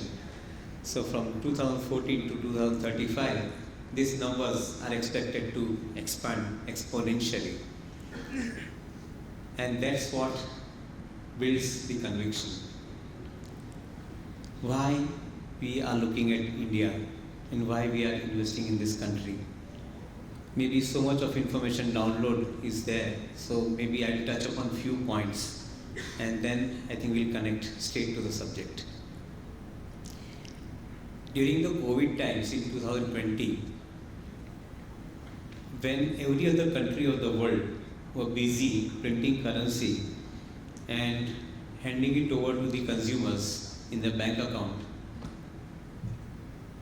our country probably, I think, made a unique proposition. They started making announcements of the projects. They started making announcements of where the country is heading.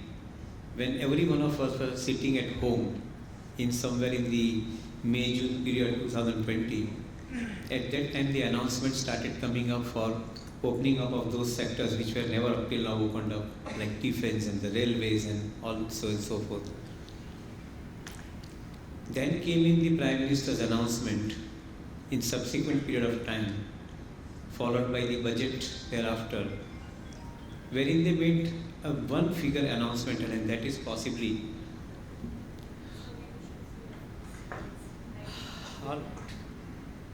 okay. You want me to go there and I can stand? No problem. With the mic over there. You want me to do that? Sure. I can sit there and I can talk. No problem. No problem? Yeah, just bring it here. Please, please. From the seat, whatever. Probably the first announcement came in and it started tinkling in our mind. The announcement, though one-liner and very simple, probably it's part of the budget now. India will invest in next 10 years, by 2030, a sum of about 110 lakh crores in infrastructure, in building infrastructure. And then the narratives were road infrastructure, port infrastructure, seaport infrastructure, airports, railways, and so forth. In those days, probably I think a sum of money which were allocated for the infrastructure were never so huge. I wouldn't have exact number to talk about today. I think what exactly were the numbers in 2020 and before on infrastructure spending. But for the first time, somebody talked about infrastructure-led spending happening in the country. And that made us thinking that there is something which is very interesting happening in this country, because we believe that every rupee you spend on infrastructure-led projects, they have a tendency to change hands 7 times. Now, if you are spending 110 lakh crores in a 10-year period, and if it has to change hands 7 times, you all can calculate the numbers. Being the student of economics, with the numbers at the back of the mind, we started extrapolating these numbers and we said that, look, if this is the way in which money is going to circulate, few things are going to happen fundamentally and they are going to happen very differently. One, these guys have already implemented GST. Every rupee that you spend will ultimately end up collecting the tax amount. Last month, we have seen 210, the amount of, I think, tax which we have collected. I think this is a resultant outcome of the spending that they have been making on the infrastructure. Similar way, the tax collection, direct tax collection, which moved up because of the government's initiative of bringing down the tax rate for the companies, so that I think more amount of disclosure started happening. I don't have to tell all these numbers to you guys, but where exactly the conviction got built? The first place where this conviction got built was that somewhere when the entire world was looking at the way to create the economy, here is a country I think which already built this particular proposition by way of making big announcement. Trust me, when we deal with the foreign institutional investors, family offices globally, they look at these kind of propositions from any single country. When you are putting across these numbers for investment in the country, in the economy, obviously the larger firms started talking about it, that where to invest, how to invest. And that way, I think the things started moving systematically thereafter. So this is the first big catalyst of building the conviction. In last 4 years' time, how India's economy has moved, and thereafter how the capital markets have moved. I think these numbers are history. We don't talk about these numbers anymore now. What's going to be next 10 years? What's going to be next 12 years? What is the outlook for 2035 is something which we talk about today. From a little less than $4 trillion economy, we are likely to be in the vicinity of around $10 to $12 billion economy by 2035. If market capitalization moves in tandem with the size of the economy, the market capitalization, which is about $4.5 trillion today, is expected to move about $12 trillion, more than almost 3 times and more than 3 times probably going forward in next 10 years' time. So one simple line narrative here, even if you don't do much, your wealth in next 10 to 12 years' time is expected to grow by 3 to 4 times. Some of you are not going to be stopping at 3 to 4 times. Vitesh and Jitubai, both of them have given you ways in the morning that how you can multiply your wealth every single day. So with me, you are going to be slightly disappointed. You are going to be getting only little less than them. But nonetheless, I think this is going to be the situation going forward. Where exactly we see the opportunity in this proposition, because that is what the subject talk is about. And I'll invite your attention to a few things which have happened in front of you, and that's where I think probably you can take it from here onwards. India launched central bank's digital currency. This is likely to be a disruptor, trust me. About 30 countries of the world have started rupee trade with India very silently. You must have read about it. And as they say, post-election this time around, the numbers are going to be increasing. And the amount of trade with other countries of the world in rupee currency will increase. So what is this central bank's digital currency? Many people think that it is an answer to the digital currency, which I think the cryptos and others, I think, which are there in the market system. To answer them or to counter them, this currency has been launched. Agreed. Any nation would probably want to see their own digital currency. About 86 countries of the world have already launched their own currency. The central bankers have launched their own currency. What will be the impact? First, these currencies are launched on a blockchain platform. Reserve Bank of India issues this currency to respective bankers, and respective bankers in turn passes on this currency to merchants, and from merchants I think it goes into individual hands. The currencies do not move. The currency stays with the central bank.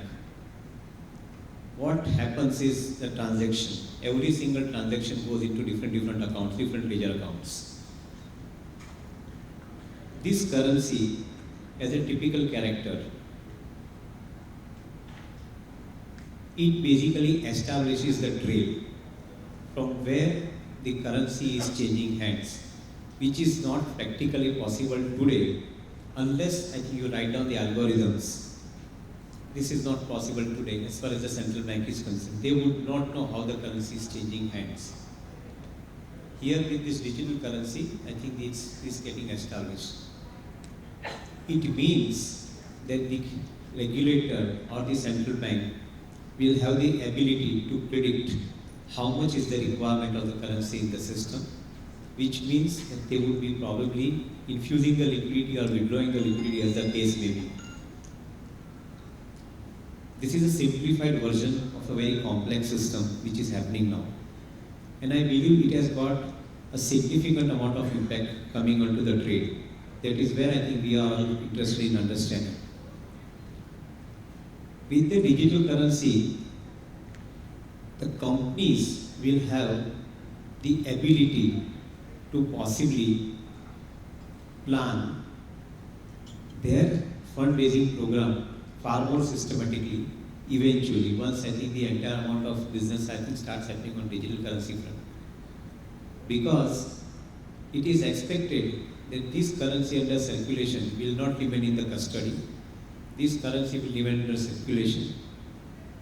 It will have a character of bringing down the rate of interest.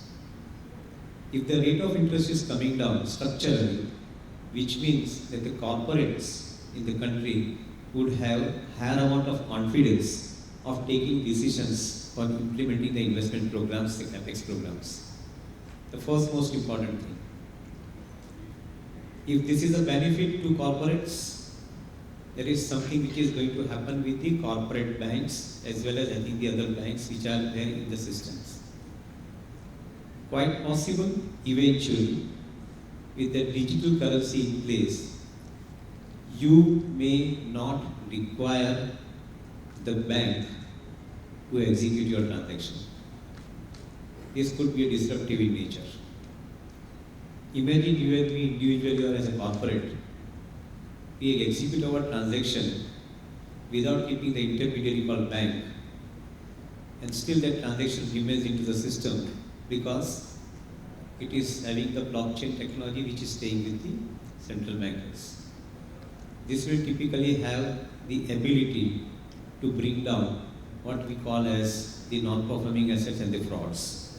This is another situation, positive situation, but at the same time intermediary might get displaced.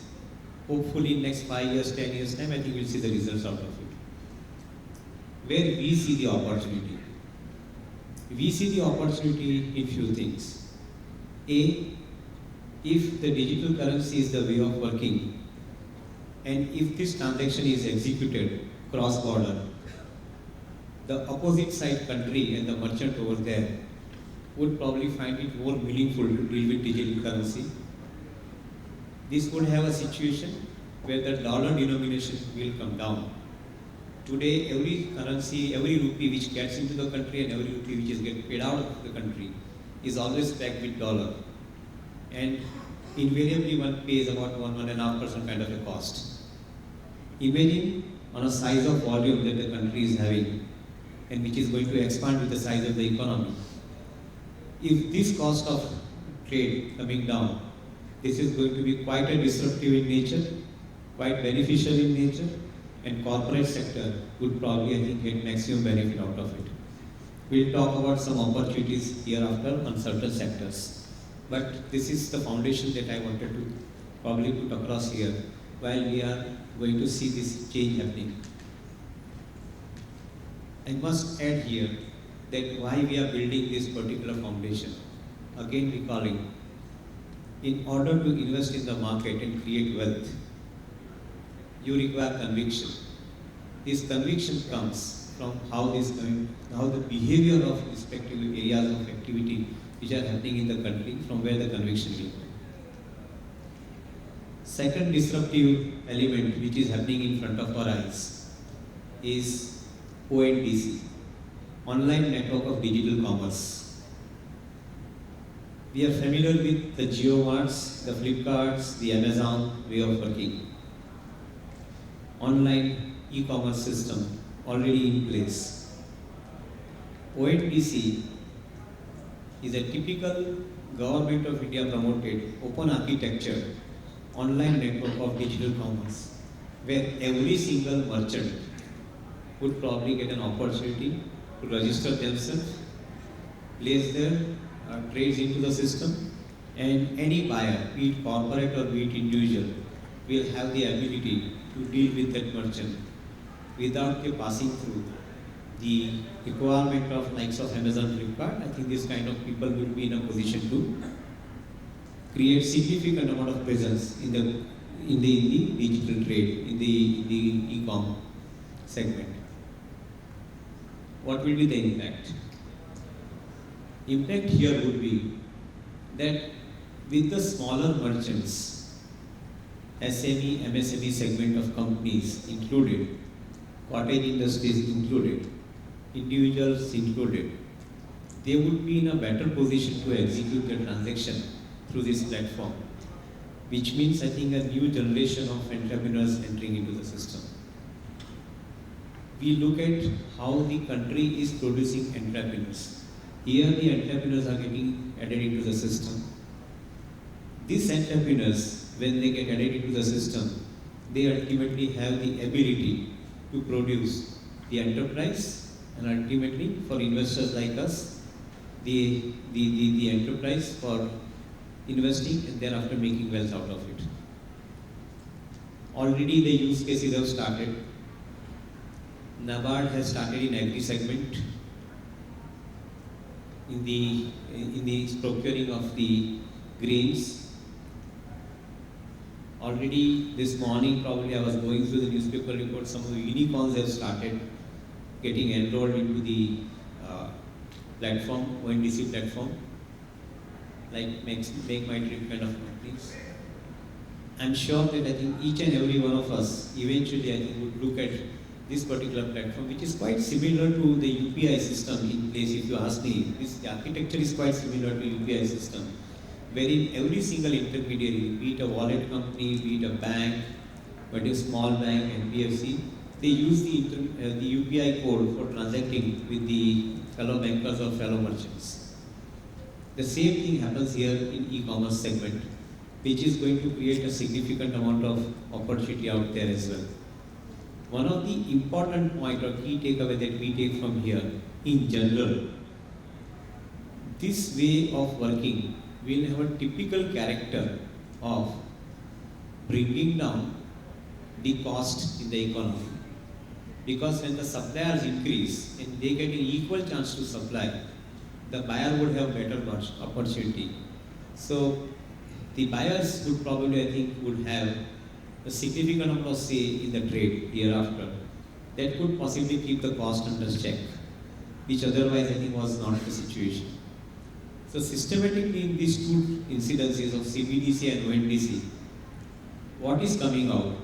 Government is systematically working in the direction of keeping the cost structure down, and so would be the interest structure down. If these two areas happens, then possibly I think investing in the markets will become relatively more simpler going forward. I may end up talking about 20 more cases on ONDC side, but I think that is not the purpose. It is today the purpose is to introduce the subject for investment as to what we look at from investment perspective. The third important disruptor, as I may want to call it as, is India's stake. India's stake is, as many of us know about this, on one side you have got the Aadhaar card, where it becomes a medium to get an identity in the country. Then you have digital signatures in place. Then you have DigiLockers in place where they are given as a custodian for all our important documents.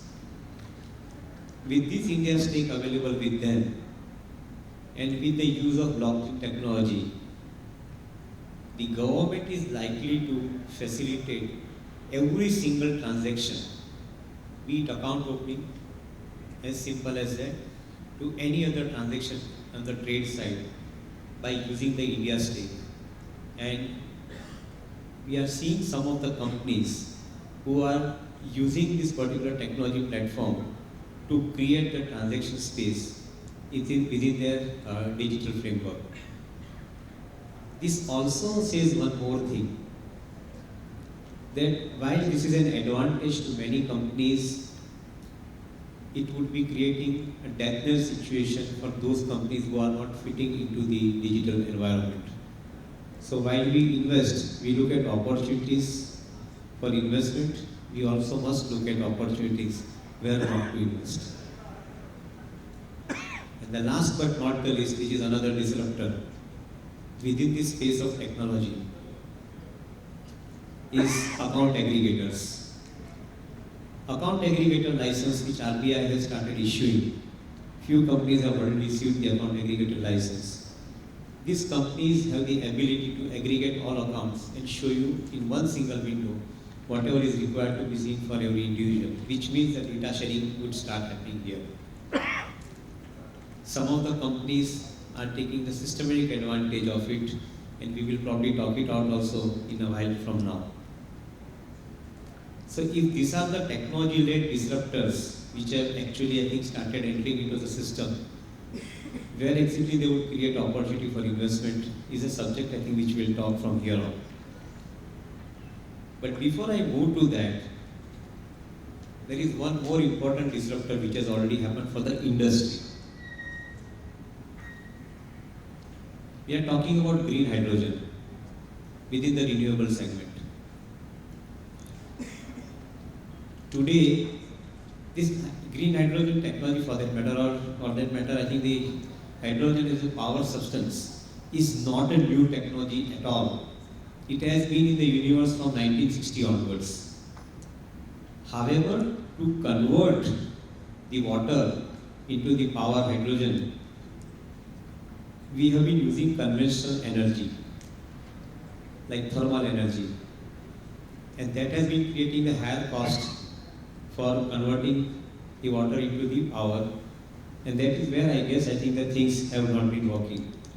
Today, the situation is that we are using the alternate source of power, which is solar, which is wind, which is CBG, that is compressed biogas.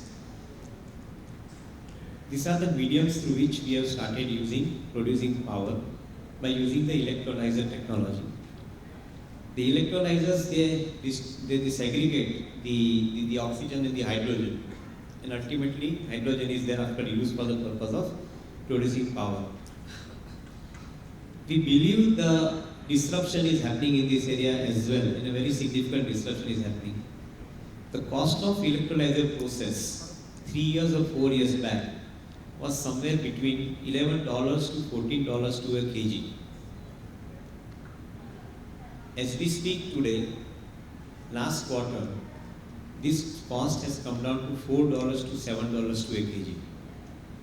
And Reliance and Adani's have made the announcement where by 2029-30, they are expecting the cost of electrolyzer at $1 to a kg. Which means that the current power cost to industry, which is at around 10 rupee to a unit, is expected to come down to 3 rupees or below 3 rupees to a unit. This is going to be a disruptor in a big way.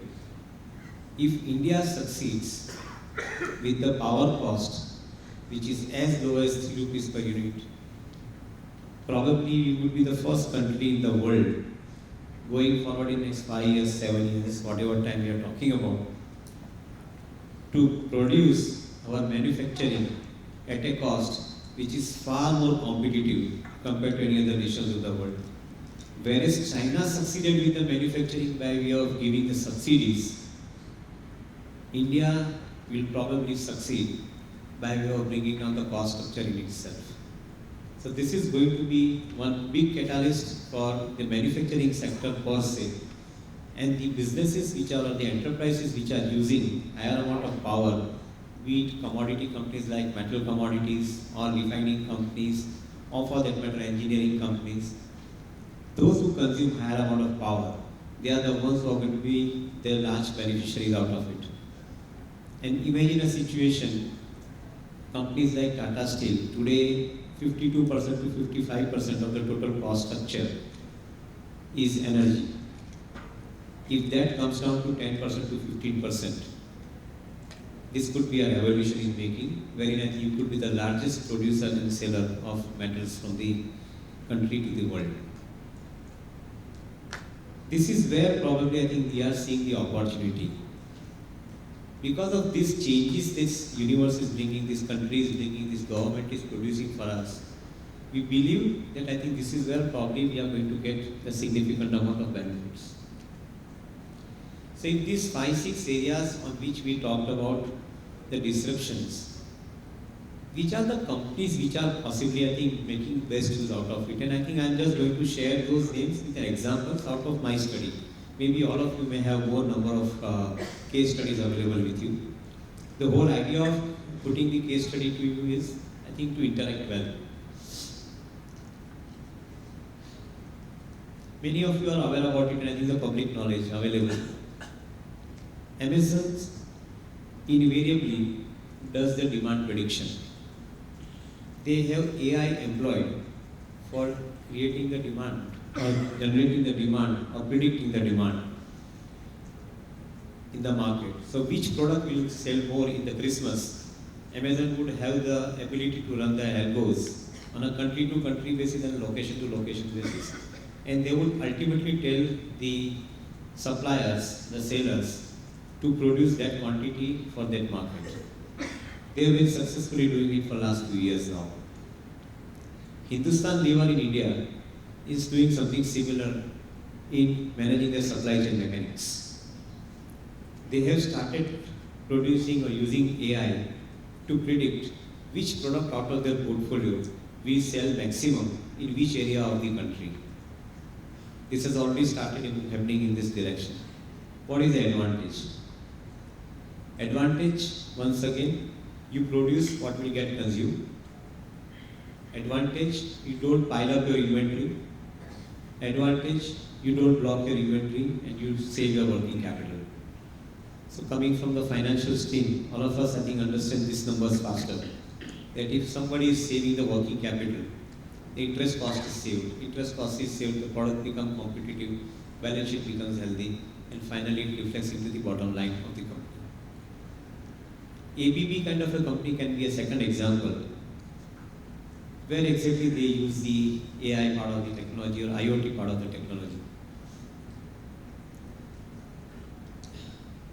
I'm taking an example of, say, Surat Municipality. Surat Municipality would probably decide during the day which area will consume more water, whether it is industrial area or residential area. During the typical vacation days, I think the residential area will consume more water. Otherwise, I think the industrial area will consume more water. This system of predicting where what water is required, what quantum of water is required, they end up using the technology to provide the input to the municipal corporation. Accordingly, the water will be flown to that respective area. An amazing technology. The waste is saved, the scarcity is saved. Who benefits? Companies like ABB. Geo platforms, third company. How do they use the technology platform? Very interesting subject, once again. Most of us experience Geo as a mobile telephony company, right? Each and every one of us are having mobile connection through Geo. Actually, if you look into the DNA of this company, they are not a mobile company. They are actually providing the mobile connection using the RF tower and the fiber optics connected to each other. So this instrument is basically a connecting instrument. But what is working behind this instrument is a technology backbone. Around 7 to 8 different industry verticals that they work with. Agriculture vertical, media vertical, healthcare vertical, e-com vertical, gaming vertical. In each of these verticals that they work, they use significant amount of technology. At the backbone, you have artificial intelligence. At the backbone, you have got machine learning. At the backbone, they have blockchain. About 14 to 15 different technology blocks are working at the backbone for providing the services to the end user who is basically supplying you the data. IPL game is going on. Can anybody from audience tell me that what is the recent number of people who are logging into the IPL game at the highest level? Anybody? I think this data comes on the screen.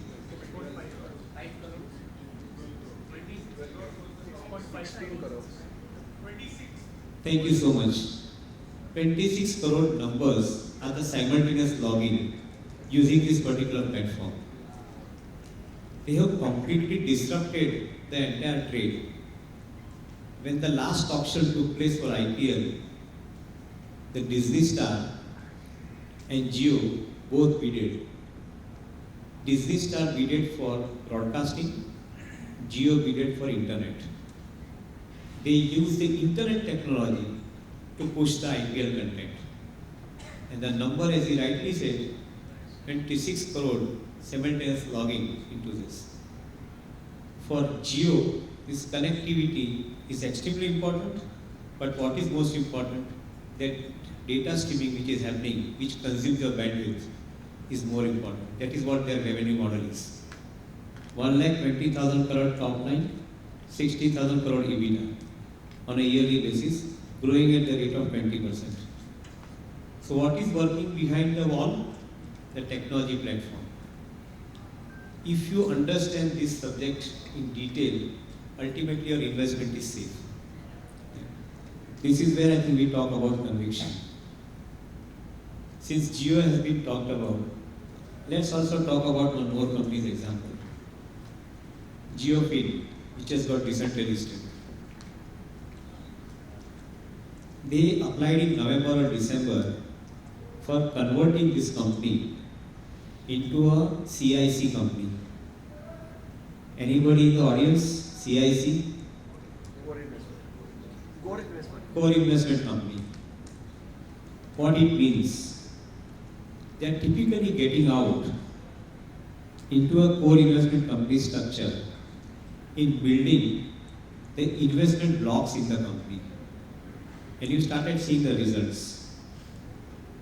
BlackRock tie-up for wealth management and brokerage platform, for AMC platform, another platform which is insurance platform which is coming up soon, NBFC platform which is already there. What is JioFin's business model? Their business model is 4 verticals at this point of time. NBFC vertical, your wealth vertical, distribution vertical which is your brokerage and wealth products, AMC vertical, and the insurance vertical. What is at the backbone? At the backbone is the technology platform of Jio. What is in your hand is a mobile device. So the entire business is moving using this entire backbone, which is once again, if you go back to what I said earlier, the CPDCs and ONDCs and the India stake and the account aggregator, everything combined together is at the backbone, and what you get in the front is the solution which you otherwise want to have it. And the core business of the company would be to invest in those technologies. So they'll buy out those companies, put those technologies to work, and smartly use their backbone to provide services and generate revenue for you. As I see it, and this is not again a recommendation, total addressable market that they are talking about in the area of NBFC, under the Jio Mart scheme of merchants, where they are talking about acquiring 2 crore merchants, is a 50 lakh crore market. Total addressable market is a 50 lakh crore market. At HDFC Bank, last year, they did the AUM lending book of 25 lakh crores.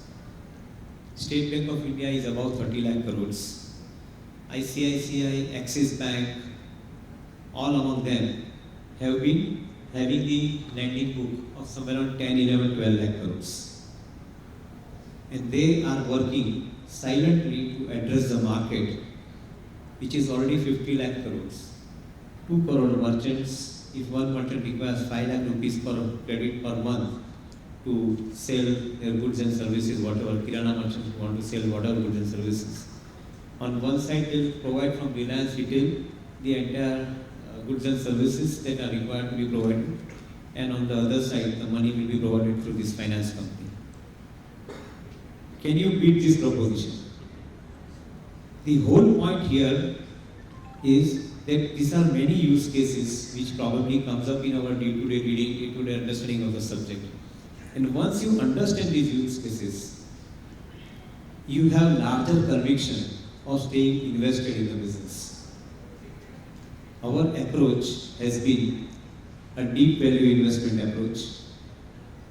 We have been liking the momentum investing, but somehow or other I think our heart remains with the deep value investing. And in the deep value investing proposition, it gives us convictions to stay invested. It helps us to pass through the rough weather in the market as and when it comes. You asked me to talk about something on the political side and the election side. So in this time, I think it also helps us. Someday Satta Bazaar will get 270 seats, someday Satta Bazaar said 300 seats. Now after this leg of election, they are saying 400 seats. We don't change our investment because of 270 and 400. We believe that I think this entire process, which is undergoing right now, it is basically helping us in remaining invested into the business. These are the few thoughts that I thought I'll share with you. Maybe I have taken some time from you to discuss the subject. More time I would like to spend in getting myself enlightened with your questions hereafter. So thank you very much.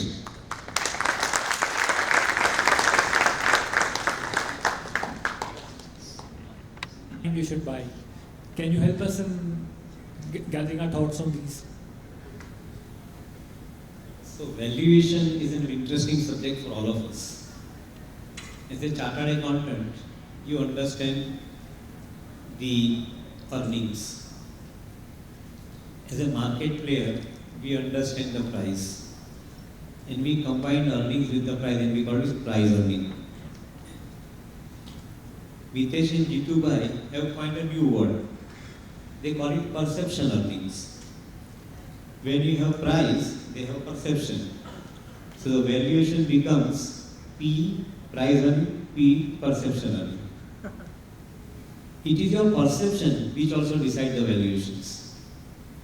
Today many companies which are quoting at a valuation which probably I think not digestible, not sustainable, but they are quoting at a valuation of around 50p to 100p, and still people want to buy those companies. Over a period of time, we believe that this exuberance of perception is settled down. In a shorter to medium times, I think these perception variations, etc., they continue.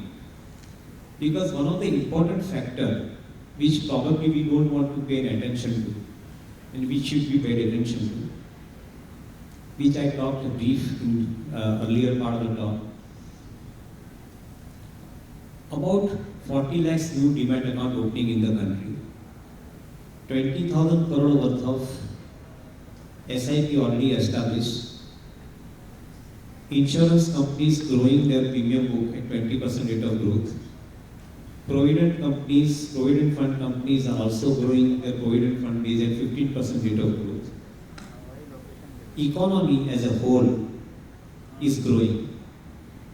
Today we are a $4 billion economy, out of which 30% or maybe say 25% of that economy is contributing into the savings and investment. Say if we round it off in our talk, I think from $4 billion, $1 billion is basically getting into the savings and investment. Out of that $1 billion, 60% goes into housing and gold. Balance 40% goes into financial assets. These financial assets, 40% which goes into, is now going to grow to 4 times or 3.5 to 4 times as we talked earlier. Because we are talking about $12 billion economy. By 2035, we are likely to see the savings and investment book equivalent to the country's GDP of today. This is what is happening in next 10 to 12 years time. Imagine the flow of money coming into the country. If this size of money gets into the system, and out of it I think money gets into the financial products, the perceptions are going to change big time in favor of the bullish market. So many a times I think we get foxed with the price earning ratio numbers, but here I think the liquidity drives the entire growth in the financial market today. I would still remain rational, balance-headed, level-headed. I would call it, look at the growth numbers. If these growth numbers are sustainable, then give them premium. If you think that the growth numbers are not sustainable, if they get punctured, you would be at a risk. In recent times, we have seen many companies who have disappointed on earnings by slight margins. Market is not kind enough in keeping them in the portfolio. They are the traders, the bunch of traders. So they would probably, I think, throw these companies out of the portfolio, be it Asian Paint or be it Bajaj Finance. I think the market will not be kind. And that's where I think we have to take a learning that stay invested for long term, understand the business model in totality. Perception will change, as I jokingly said just a while back, that because of 270 seats or 306 or 400 seats, I think perceptions will change. But the real economy, real financials will remain intact. I would be extremely cautious in this kind of a market to reward the company purely based on perceptions and the momentum. You must look at them, but at the same time, do look at the long-term prospects of business and the growth continuing and sustainability in that as a measure for investments. Hello sir, I'm the practicing chartered accountant owning the mid-size firm. Especially hearing in the morning session, I'm getting in dilemma. I'm typical long-term investor putting the SIPs and does some surplus fund in a mutual fund. But listening the morning session, I'm feeling some FOMO that why should not I enter in the trading? But I had the experience with my other friends that they earning through trading say about around 20% returns, and in my long-term investment I'm earning 15% return, for example. So for 5% return, whether I should spend 1 or 2 hours of my practicing time and sleepless night, that's only my question. And Jitendra sir, if you also could throw the light on my question, it will be obliged.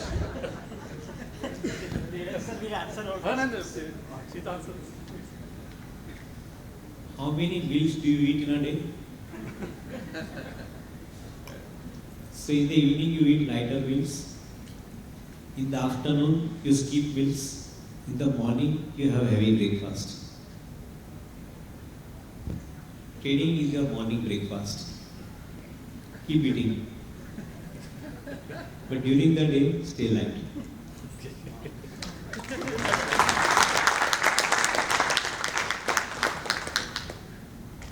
Good afternoon, sir. With the introduction of this ONDC and CBDC, as you just said, Indian companies who are exporting their goods and services, particularly on fundamental size, their balance sheet size will grow, earnings will grow, that's one thing. But particularly saying about IT sector, when the dollar increased, valuations of IT stocks substantially increased, exponentially increased. But when this will happen, what can happen to IT sector particularly? It's a dilemma right now because there are two sets of IT companies in the country today. One, who are conventional IT companies who have been supplying codes. They've been supplying codes for development of a software platform, for everything, for last 25, 30, 40 years now. And they continue to do so. They have a large pool of people who are running codes, they are providing to their customers, they are doing the business. However, an underlying change which has happened and happened so fast, probably I think it has once again foxed everybody's imagination, if you ask me. And that change has happened through computing in the system. Today, we talk about I think a simple application like ChatGPT.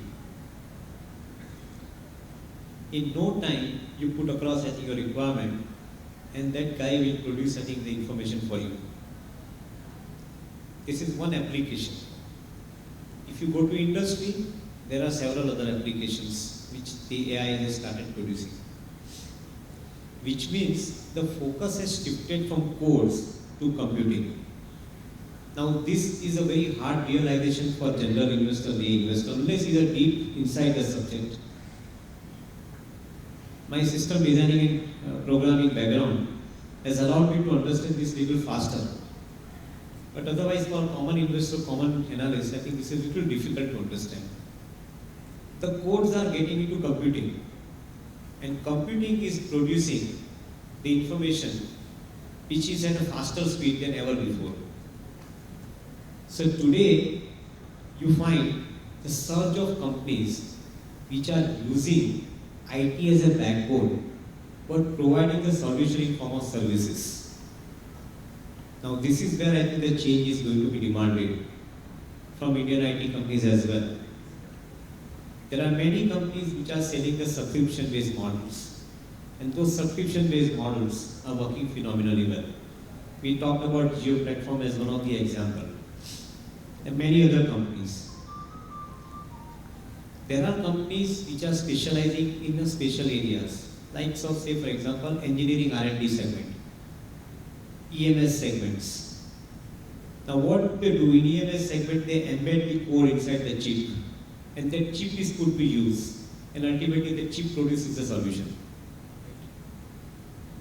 Similarly, for engineering R&D companies like LTTS, LTI, Science Technologies, Tata Alexis, Tata Technologies, KPITs, these are all the companies, they are basically producing the solution for specialized vertical, be it automobile vertical, aviation vertical, entertainment, media vertical, and so forth, depending on the customer they cater to. I believe that I think these companies are not only providing the codes, but they are also providing the services. So going forward, I would be completely surprised if in next 3 years' time, and I am talking 3 years very conservatively, in next 3 years' times, most of our Indian IT companies, if they have to be remain meaningful in the universe, their business model will have to be changed from coding to computing to service provider. If that does not happen, you and me will talk something else after 3 years. But this is my take. So as of now, either you go with this kind of trade in some select companies and invest, or else keep your exposure a little lower in that particular space. I'm not saying they are not good business, but I think they need to reinvent themselves. How they reinvented themselves earlier through what they will have to do now is going to be a real big challenge for many companies. And you seriously demand good number of talent bench out there. Another serious challenge that we all are facing in the industry today, people are extremely qualified, they come from some of the best schools, but unfortunately, including in our CA fraternity, people are not employable. We should not mind accepting this as a reality. You running the practice, you must be finding it as much that people in the new generation of CS coming in, they are making even accounting errors. This is a challenge that we all are passing through. Maybe a challenge, something which we'll have to deal with for a while, or else I think the talent pool will have to come up. Let's see how it progresses. But giving an answer to your question, I feel that you have to look around for opportunities where the IT companies are employing themselves in producing services and generating the revenue out of subscriptions. Thank you, sir.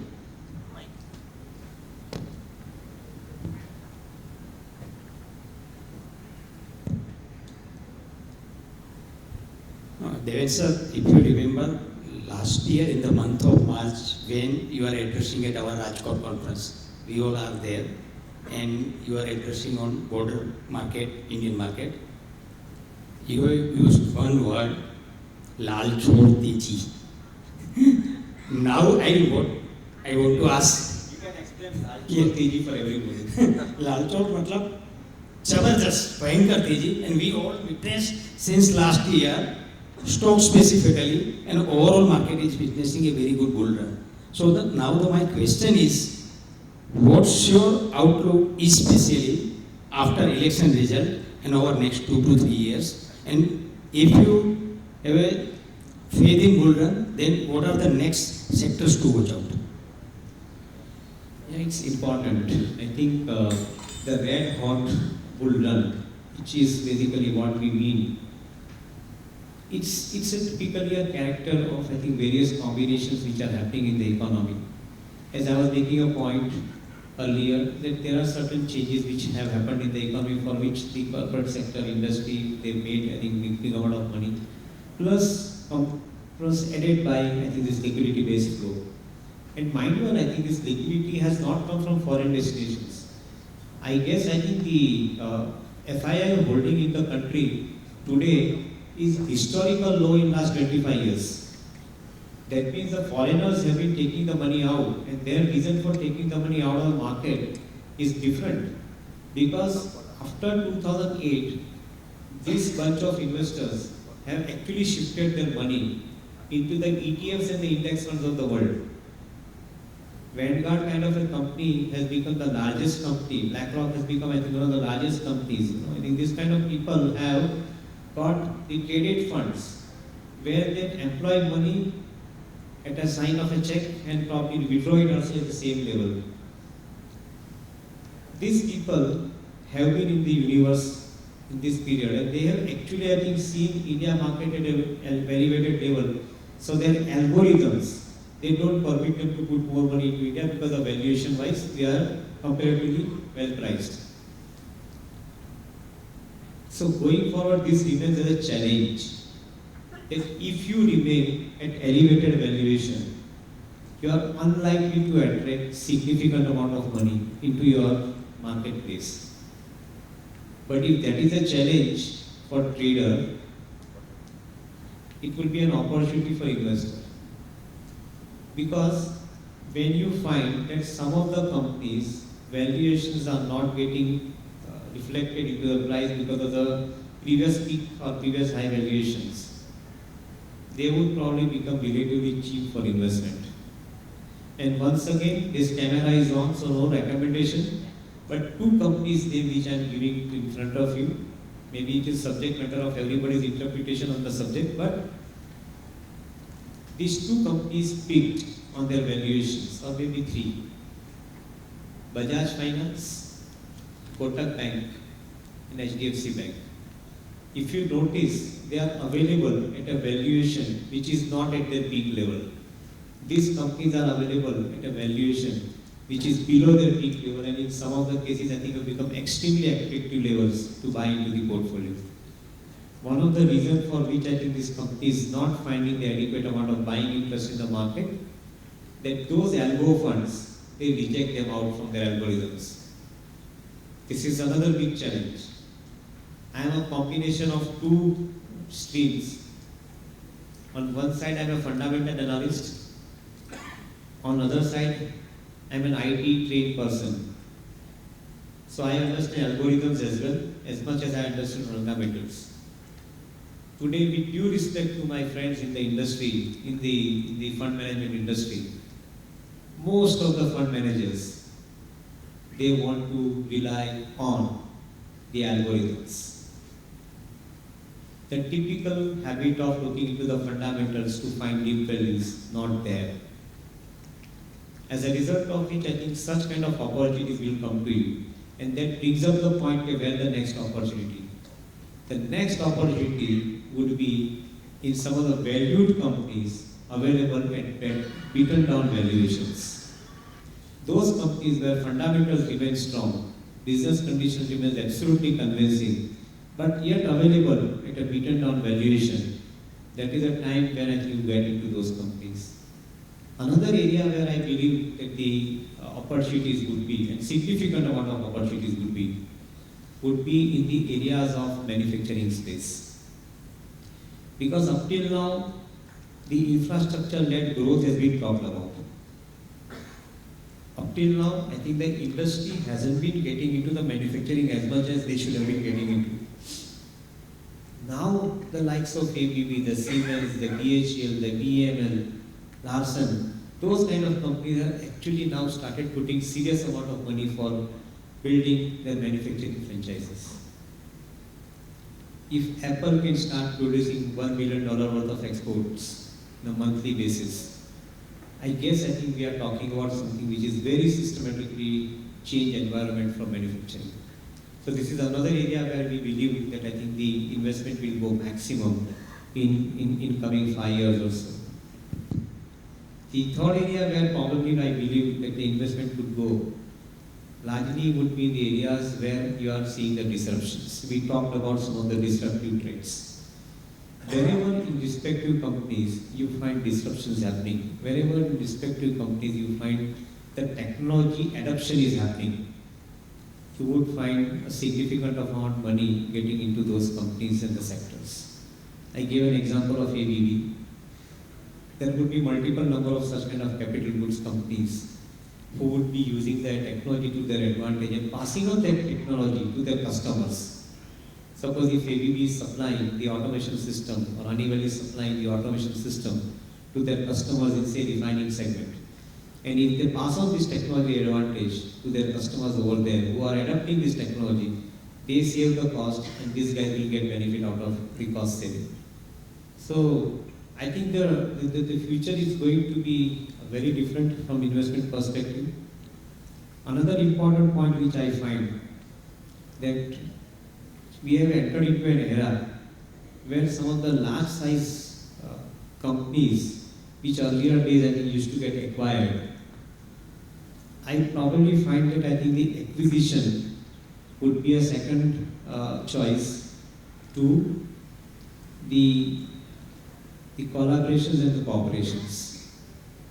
Many of industries would prefer to collaborate with others and leverage each other's strength as against I think earlier days when they used to acquire them. This is going to be another challenge that we are going to be seeing. So while we make investment, I think we'll also have to be mindful about it that the last one big merger which took place, I think in the global universe, after which I have the memory to bring any bigger merger than this, which is between Dow and DuPont. Okay? And you can probably go back into the history of 15 years, what happened to that merger. Probably I think there's a big lesson for everybody to talk about. Sun Pharma acquiring Ranbaxy in Indian Horizon. You can probably go back and see what kind of challenges they had to face under this acquisition. I think there are several such examples which would be available. Now the entrepreneurs have started becoming smarter. They are basically wanting to collaborate. They are basically wanting to take minority stakes, but they don't want to acquire the companies. And this is where I think we are going to be seeing a very different approach in our investment portfolios. So yes, I think we can talk about different trades, different possibilities, but these are all the opportunities. He has already come. Thank you. I had a question, please. We can for now because one last question. Sir, basically I had a question. So my name is Sanjay Monakin. So I had a question that do we aim the best, like the holding company and the holding company? The valuation difference is pretty low. Here we don't see that happening, despite lot of enthusiasm getting into all the new horizon sectors, and each look incrementally alluring. So you talk about logistics, we see a lot of things happening in logistics. If you see defense, we know what is happening in defense. We know if we see in power sector, we see that. So first, part of the first question is, would this trend of holding and holding company, the valuation difference, would catch up in India where the spread would decrease? And the second thing, I have always admired you on public forums or wherever you talk, and you seem to be ahead of curve in spotting trends. And in spotting trends, the challenge is that when we are bombarded with so much of opportunity, how do you sequence those opportunities? Because when I remember 2 years back when people were talking about defense, railway stock, we were talking about the power stock, and power sector was not at all looked at. It was difficult for someone to understand what is happening, but the only thing, it was the leader that was pointing के इसमें के MPA कम होंगे और power sector में demand बढ़ेगा, but ये कैसे होगा, कितने होगा, बुक में दिखेगा, नहीं दिखेगा, those were the questions there too. So where you read, you have your circle of competence, you get the data. But how a layman like us, or a practitioner like us, or the enthusiast like us, prioritize those sequences and sit on it? Thank you. Sorry for the long question. He is waiting for you to stop it. He is asking me not to speak anything. But anyway, little brief, I think I'll just explain to you this part of it. One of the key situation in India between the holding company and the operating company and the discount in between is lack of transparency in the area of allocation policies. Today, if Tata Sons is a holding company, probably they have never declared as to how much they are going to invest into each operating company. If Bajaj Holding is a holding company, I'm taking examples, so don't mind me taking examples, and it's not to have any prejudice for anybody. I love Bajaj Groups, but at the same time, today you don't have the clarity about, I think, where exactly they are going to invest their money. So, I think that is the reason for which you are finding the holding company discount in this universe, and that is going to remain. Maybe in a bull market, I think this discount will narrow down. In a not so bull market, I think this discount will remain expanded into. But that could be also an opportunity in some select cases. What was the second question? The trend. Okay. You most of the time see slightly different from, you look forward looking. So whenever people are talking about different than railway stock, you are more Got it. So yes, I think that is where I think I explain my philosophy. This is where I explain, I think, how I look at the subject. I look at, I think, the in-depth subject first to begin with. I explain to you, I think, the disruptive factors, and from there, I think, I pick up the trend. Say, take an example, because instead of talking theory, I can take two examples. Again, I think I'm taking the example of Bajaj Group. Somewhere in 2007-8 period, I believe, I think we started getting that insurance business is particularly going to do well. And second part of their business, which is your NBFC business, where they brought in the subvention price model of giving the zero EMI based products. That is where I was. I think we picked up this particular group in the company, and we felt that I think this is a trend which is going to work further, because insurance premium is going to expand into the universe, largely because of the size of the universe is increasing. The PT is increasing, as I said, saving PT is increasing. And that played out very well in 15 years' time. I think the Bajaj Finance probably gave one of the smartest return in last 15 years' time, as far as I think their NBFC business is concerned. Also, I think a steady set of return for Bajaj Finance shareholders for the insurance part of the business. Similarly, I think we picked up this particular trend for Adani group of stocks somewhere in 2010 and 12 period. When at that point of time, Adani Enterprise used to be the holding company. Again, coming to the same point. At that point, I think they were holding company and all other companies in which they would have investments. Somewhere, I think in 2014-15, in the dialogue, we discussed with them and we said that I think this structure is going to be detrimental for you. Probably, I think the larger amount of holding into the holding company could create a situation wherein the bankers will not be comfortable giving money to you. So they demerged those companies and thereafter it became history. So all the separate companies happened from Adani Group. They demerged it. Now we saw this particular trend at that time, and when we invested in our PMSs or invested in our clients' portfolios, we told them clearly, till 2020 don't come to us. You invest in this group, invest in these companies, don't come to us till 2020. Why? Because they've been investing in infrastructure.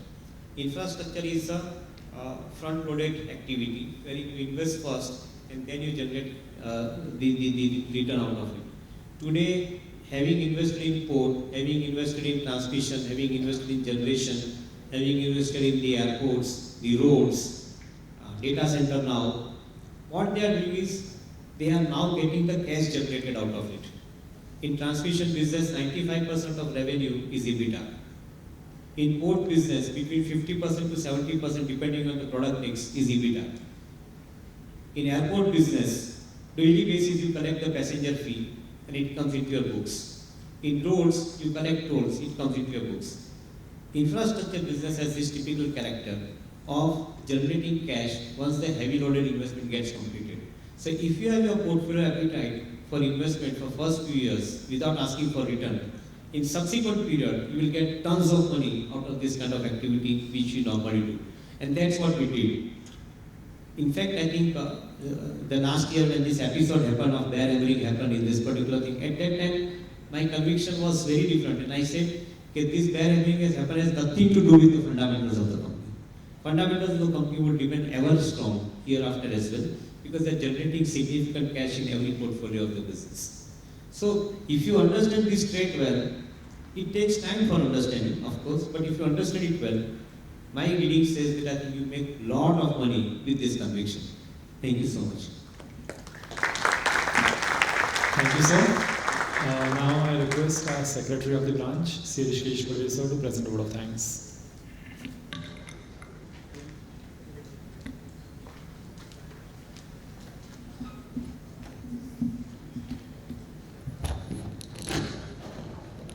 Respected Devin Choksi sir, we all see and hear you, listen to you on various TV channels, but it was really pleasure listening to you at this forum, at this audience. Thank you so much on behalf of Pune branch of ICAI. I extend heartfelt gratitude for coming all the way to Pune and discussing this very important topic of fundamental analysis and the art of wealth creation. Indeed, research is utmost required.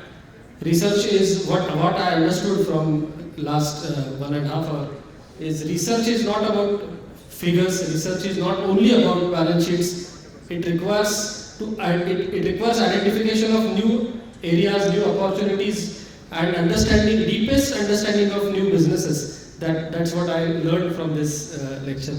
So, and fundamental analysis is such that we can talk for hours and hours, but it was really a pleasure listening to you. Thank you once again. Thank you so much. I should thank this entire audience. After lunch, I think you have given alert today. Thank you so much. A clap for the audience as well. Now, we already have our next speaker here. I request our branch chairperson, Sri Amrita Kulkarni ma'am, and even I request Rishikesh sir to be on the dais. And our next speaker, Mr. Jeevan Patwa sir, I request you to kindly come on the dais.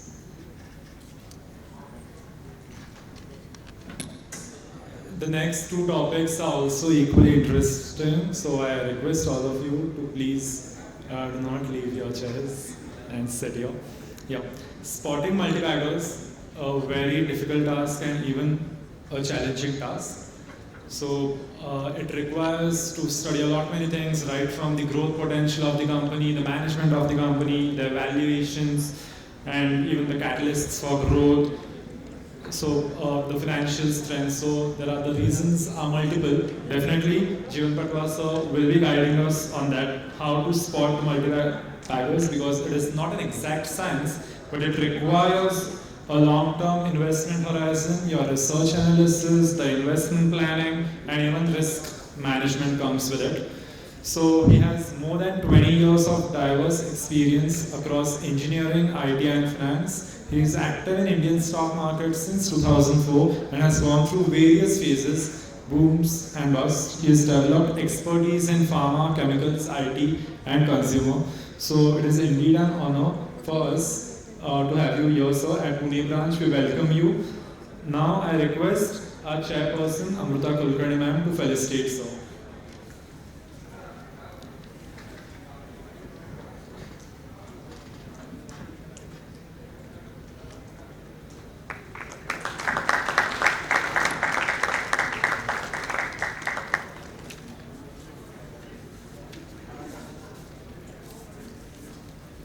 So as I have told you that sir will be guiding us on spotting the multibaggers and how to ride on it.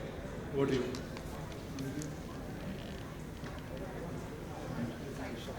Myself is Jeevan. The person has already introduced me, so I don't think I'll introduce myself again. So we basically manage Star Capital. I am a fund manager there. So I basically started this fund management since last 10 years, and currently we manage almost around 850 crore AUM. So today I am going to speak on spotting multibaggers and riding it. So there are two different topics. One is spotting the multibaggers, second is riding it, and these are two different activities altogether. So how I am going to take the session is there are three parts of the session. First, I'll speak a little bit on the peculiarities of the multibaggers. Secondly, I'll speak about the framework of spotting the multibaggers, and third, we will get into the riding multibaggers. Okay.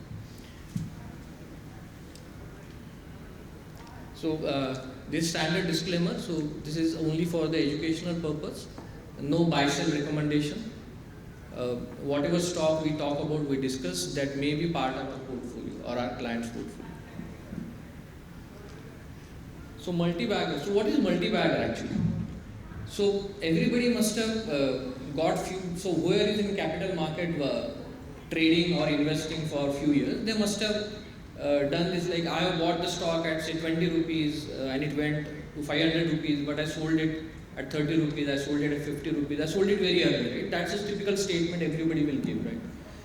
So it's not only about finding multibagger. It is also about riding it.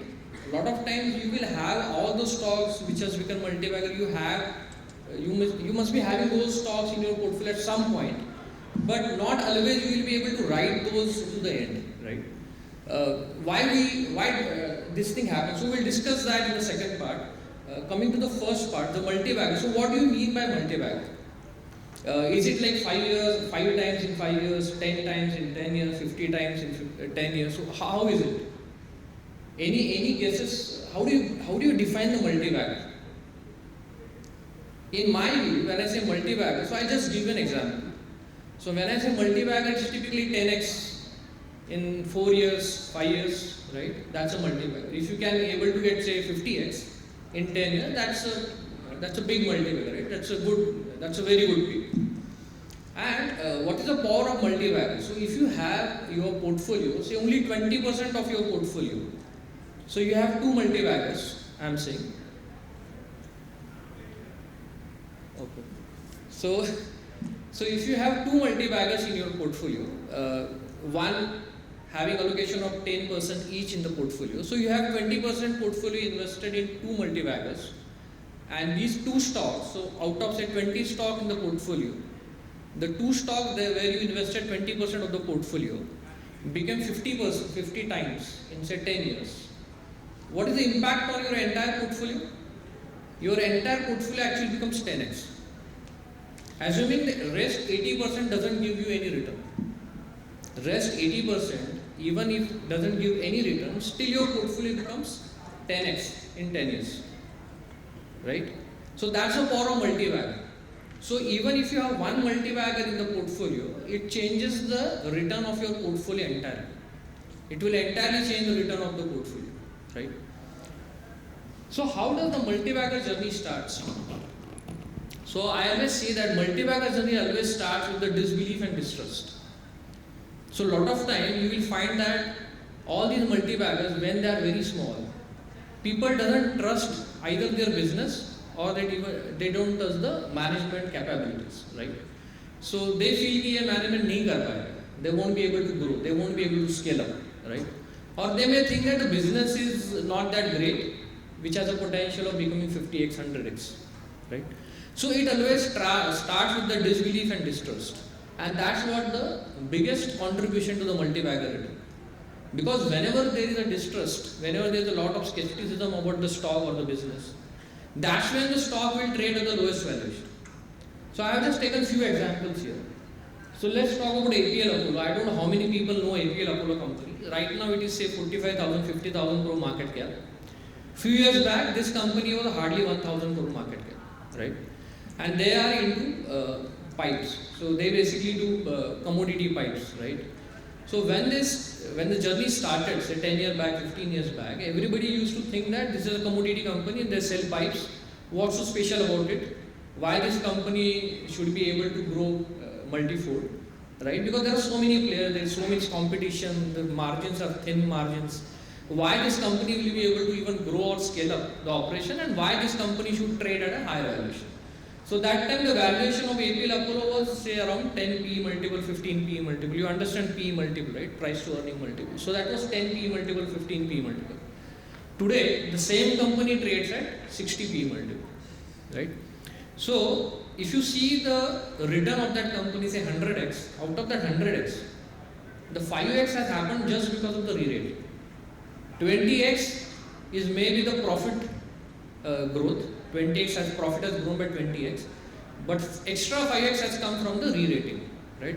So that re-rating actually gives you the highest multi-bagger return, and that re-rating happens only when the company is having a lot of skepticism to start with, and then it basically able to deliver, and then the skepticism actually vanishes and people have more trust and more belief in the management.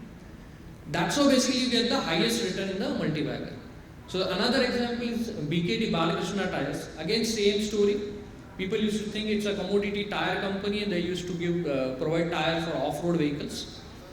But the advantage with BKT was they were the lowest cost producer in the world for the tires that they make, right? So they are able to take on European players, American players, everyone, because they were the lowest cost producer in the world. And that's how they basically created their moat. So they have the highest EBITDA margins at 20 to 24% EBITDA margin, which is highest in the industry, right? And they were able to scale up their business multifold in last 10 years. So the company which was earlier used to trade at 7 and 8 PE multiple, now trades at 50 PE multiple. As you can again see, the multiple has grown 7x, right? So multi-bagger return, the highest contribution to the multi-bagger return is always the multiple, the re-rating of multiple. That will give you the highest multi-bagger returns. Same example is with Deepak Nitrate. So we used to own that, we still own some. So Deepak Nitrate, when they started phenol project in 2017-18, PE multiple was again 10, 12 PE multiple. People used to think that phenol is a commodity, sells in 60 rupees per kg. Why someone should give 40, 50 PE multiple to phenol or phenol manufacturer, right? But people actually didn't understand that when they are putting up a phenol plant, which was the biggest in India, which was of scale of 2 million tons, which is, I would say, one of the top 3 in the world, right? They were actually not putting a commodity, just commodity. They were actually creating a strong entry barriers. They were actually creating a strong entry barrier for all other players, for all the downstream derivatives. So once they put up the phenol project, nobody else in India will be able to get into the downstream products of phenol. So that's the entry barrier that they created, and that's what is happening now in last 4 and 5 years. So they are now expanding into multiple downstream products, and that's where their margins are growing, their ROC is growing, right? So again, same thing. The multiple was 10, 12, now it is 50. The earning has, and we'll come to Deepak again. I have taken that example once again.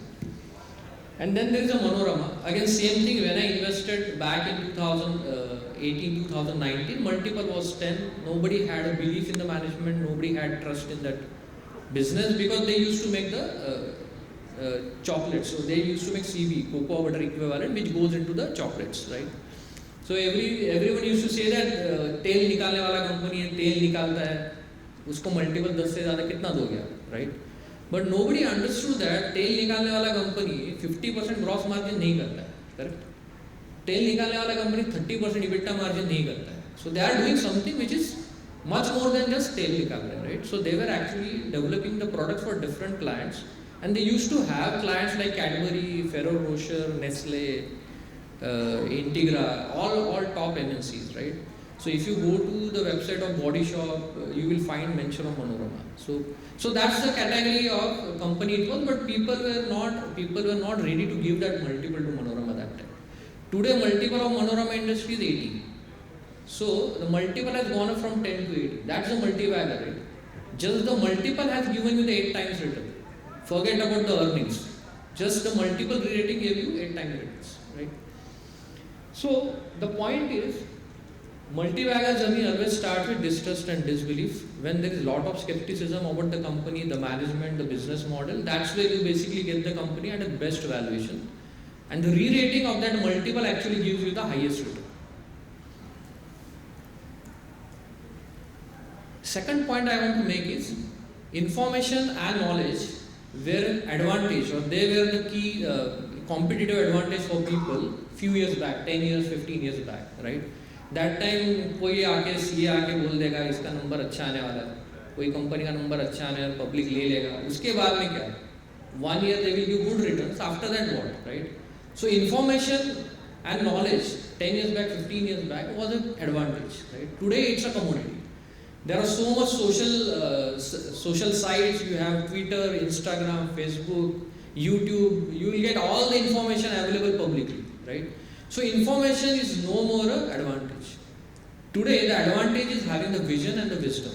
As Devin Bhai explained, right? Having the vision of identifying what will happen say after 5 years, after 10 years, how the ONDC will transform the entire economy, right? That's the vision. And that vision will actually give you the multi-bagger returns. So what you need is the vision for investing. And that vision will come from the wisdom, right? So I just taken 3 examples here. The first example is the NPST. This is the company which has given 50x return in last 3-4 years. Now everybody in 2020, when the corona hit India, corona hit the world, everybody knew or everybody started the digital payments, right? The UPI, everybody used to pay by mobile or GPay or Paytm and all that. So everybody knew that UPI is actually picking up.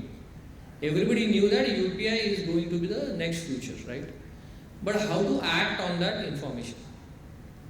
Acting on that information will give you the multi-bagger return, right? So this NPST is a company which actually was working in the digital payment since 2016, 2015.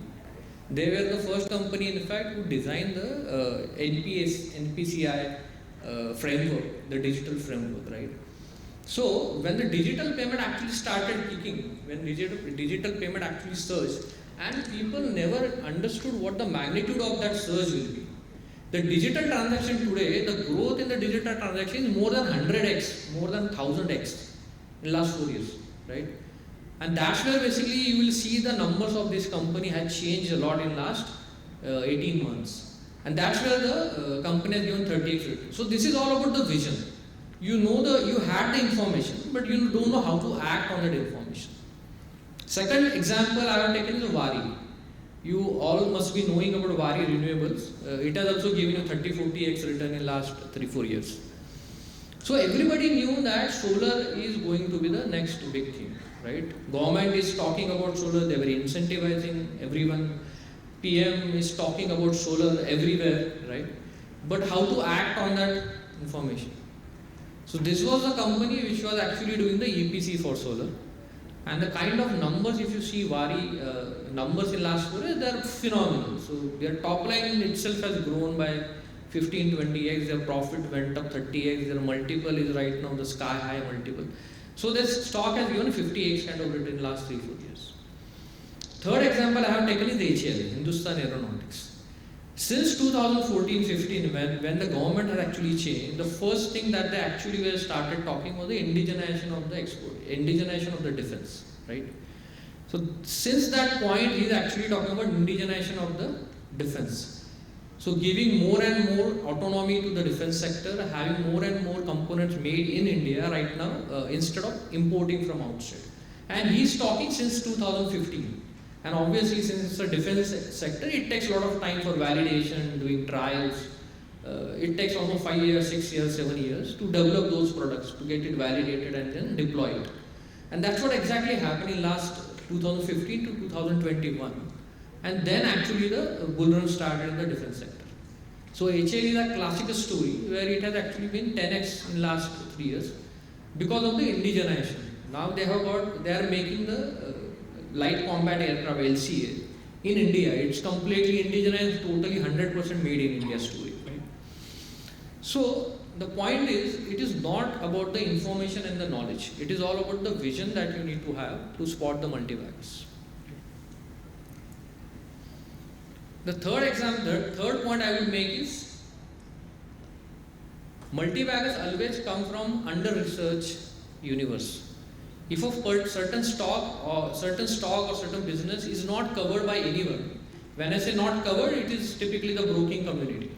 So if no broker is covering a particular stock, then it's an under-researched stock, right? If it is under-researched stock, obviously it will be under-owned because institutions will not own that stock. Typically all retail will be owning that stock. If it is under-owned, it remains undervalued because the valuation will also be low in that case. If it starts getting covered, then there will be more institutions coming in the stock and the valuation will also re-rate, right? So multi-baggers typically come from under-research universe. That under-research make them under-owned and under-owned make them undervalued, right? So this is the example I have just taken Suven and Precol. So Suven Pharma I used to own in 2013, no institutional investor, only retail. Used to trade at 10 PE multiple. And then CDMO story actually started catching up with the market. Everybody started looking at the CDMO. Right now the institutional ownership in Suven is around 30%. And the stock has given almost 100x return in last 12 years. So that's how basically entire thing changes. Precol is another good example where institutional ownership of only 3% 3-4 years back, now it is 30%. Stock has given almost 5-6 times returns, right? So institutional, so you will get multi-baggers in the under-research space. That under-research will make them under-owned and undervalued. And this slide is very interesting. So a lot of time people say that I want 10x return in 10 years. But if you actually convert it into CAGR, it is only 20. I won't say only. 25% CAGR is itself a good CAGR, right? But if you are able to do it consistently for 10 years, you will get 10x. If you are able to do it for 20 years, you will get 100x, right? If you are able to do it for 30 years, you will get 1000x. So this is the power of consistent compounding. So people, since you are mostly in the 25, 30, 35 years age, you have a 30-year career in front of you in the investing. So if you are able to do it say 25%, you have 1,000 bagger in next 30 years, right? So there are more than 25 companies above 50,000 crore market cap. So I am not talking about small caps. I am talking about 50,000 crore market cap and plus. So there are 25 companies which has given 25% CAGR for last 10 years, right? So these are two examples, Page Industries and Bajaj Fin. You know maybe all these examples. So this is all about some peculiar points about the multi-bagger. Now let's talk about the actionable items, right? So how do you find the multi-baggers? Is there a framework for finding the multi-bagger? So what I'm trying to do is I'm just trying to put it little methodical, little more scientific. So I'm just going to explain you few framework of finding the multi-baggers. It will give you some actionable items, some actionable ideas where you can actually use the framework and try to find a multi-bagger on your own. Right? The first one is to catching the structural themes early. This is I would say the biggest. This is the simplest framework, but I think this is where I think one person asked about how to find the trends early, right? How to catch the trends, right? So if you are able to catch the trends early, you will have multi-bagger returns, right? And it's not so when you find any structural theme, it's not for 1 year, 2 year, 3 year. Structural theme actually goes on for 10 years, 15 years, 20 years, right? So even if you are little late in finding the structural theme, even if you are say 1 year, 2 year late, still you will make multi-bagger returns. It is all about having the conviction on that particular theme and holding it for long term. Okay. So I'll just give you a few examples. Like 2012 was a time when there was a patent cliff in the pharma sector. So there were almost $80 billion worth of patents going, products of pharma drug going off patent in US, and there were a lot of pharma companies actually trading 15-20 PE multiples. In these 2 years, so this was not for 10-year story, this was not a 10-year structural theme, but these 2 years, a lot of pharma companies actually gave 5x, 10x returns.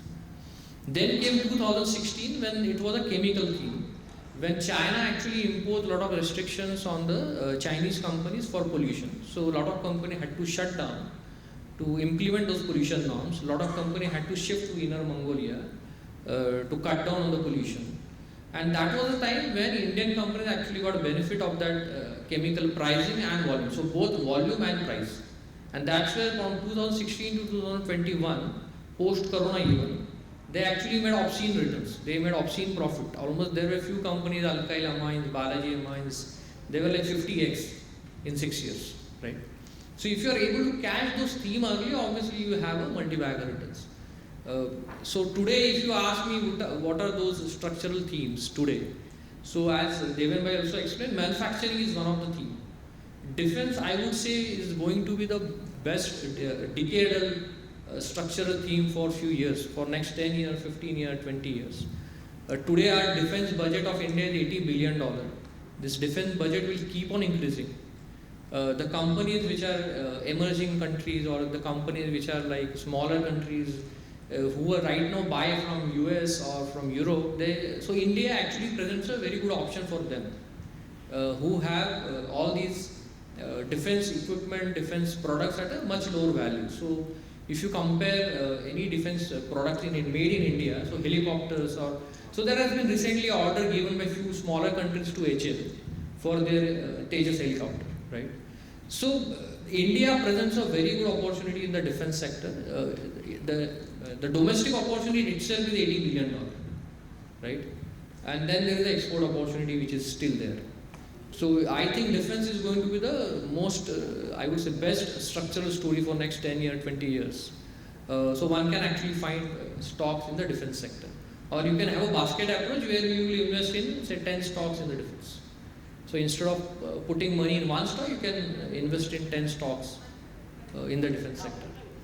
Another thing which I found is the water. So right now there has been water scarcity everywhere. You have read the story of Bangalore, where there was short of water, right? So at some point I feel government will impose a ban on all the industries using the potable water.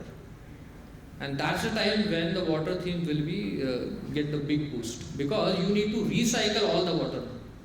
So the kind of infrastructure we need to create for water reusing the wastewater or recycling the wastewater is going to be humongous. So just imagine if you have to put a hydropower plant, it takes almost 8 crore per megawatt, right? And there the time to implement a hydropower plant is almost 8 years, right? You have to do rehabilitation of the people. There will be Sardar Sarovar kind of issues. Meda Patkar may come, right? And then the project will be delayed to 10 years, right? Instead of that, instead of putting a hydropower plant, why can't we just put a recycling plant which will recycle the water and make it a potable? So I think there will be time in India where they will actually ban using the potable water for the industrial purpose. And that will basically create the boom for the water recycling companies.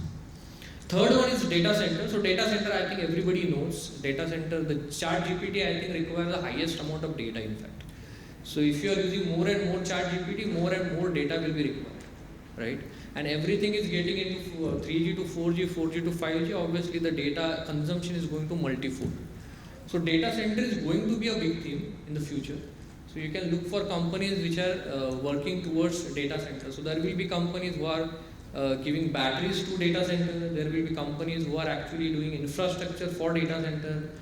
There will be companies who are actually giving power to the data center, or generators, power generators for the data center. So there are multiple opportunities around data center. The second theme is to find multi-bagger using 3 levers, right? So these are typically 3 levers that I talk about. One is sales growth, second is margin expansion, third is PE expansion.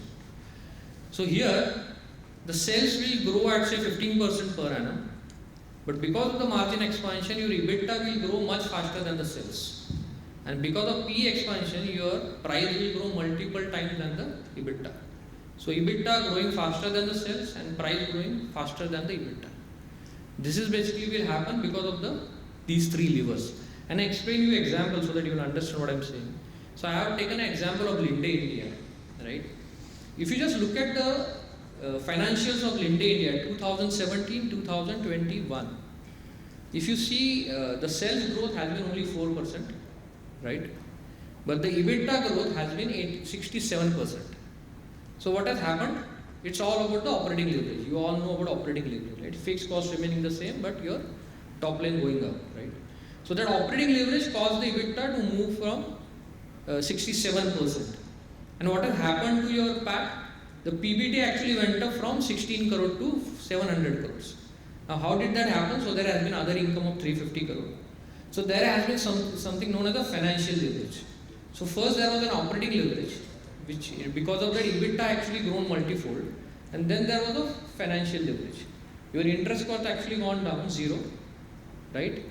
And you have other income. So your PBT actually went up much more because of the financial leverage. And what happens to the stock price? Stock price actually went up almost 7x, 8x. So in the top line, the growth has been only 4%, but the price has actually gone up by 7x. Now if you see the same stock from 21 to March 23, the top line has gone up by 50%, EBITDA gone by 40%, PBT is actually gone down because their other income has gone down. That's where the PBT has gone down. But the price has gone up by almost 150%. Why? This is called the PE expansion. So you have operating leverage, you have financial leverage, and then you have a PE expansion. So all three happening at the same time. Let's take another example. Deepak Nitrite, my favorite stock actually.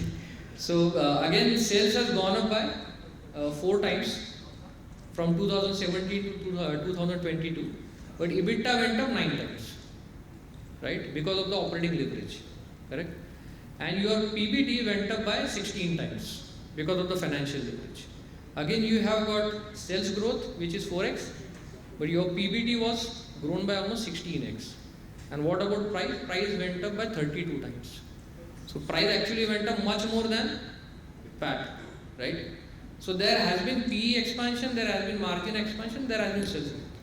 So if you are able to find a stock where you can play all these 3 levers, I think that's where you will get the multiplier. This will give you the biggest return. And there are many examples like this, but I have just taken 2 examples. There are many such examples. So there are different levers that you look at. So if I actually get into too much micro detail, then first lever will be your gross margin, right? If you are able to move up the value chain, your gross margin will move up. So that's the first lever. Second lever will come in the form of operating leverage, where your fixed cost remaining same but top line increasing. So your asset utilization basically going up. So you got the operating leverage, second leverage.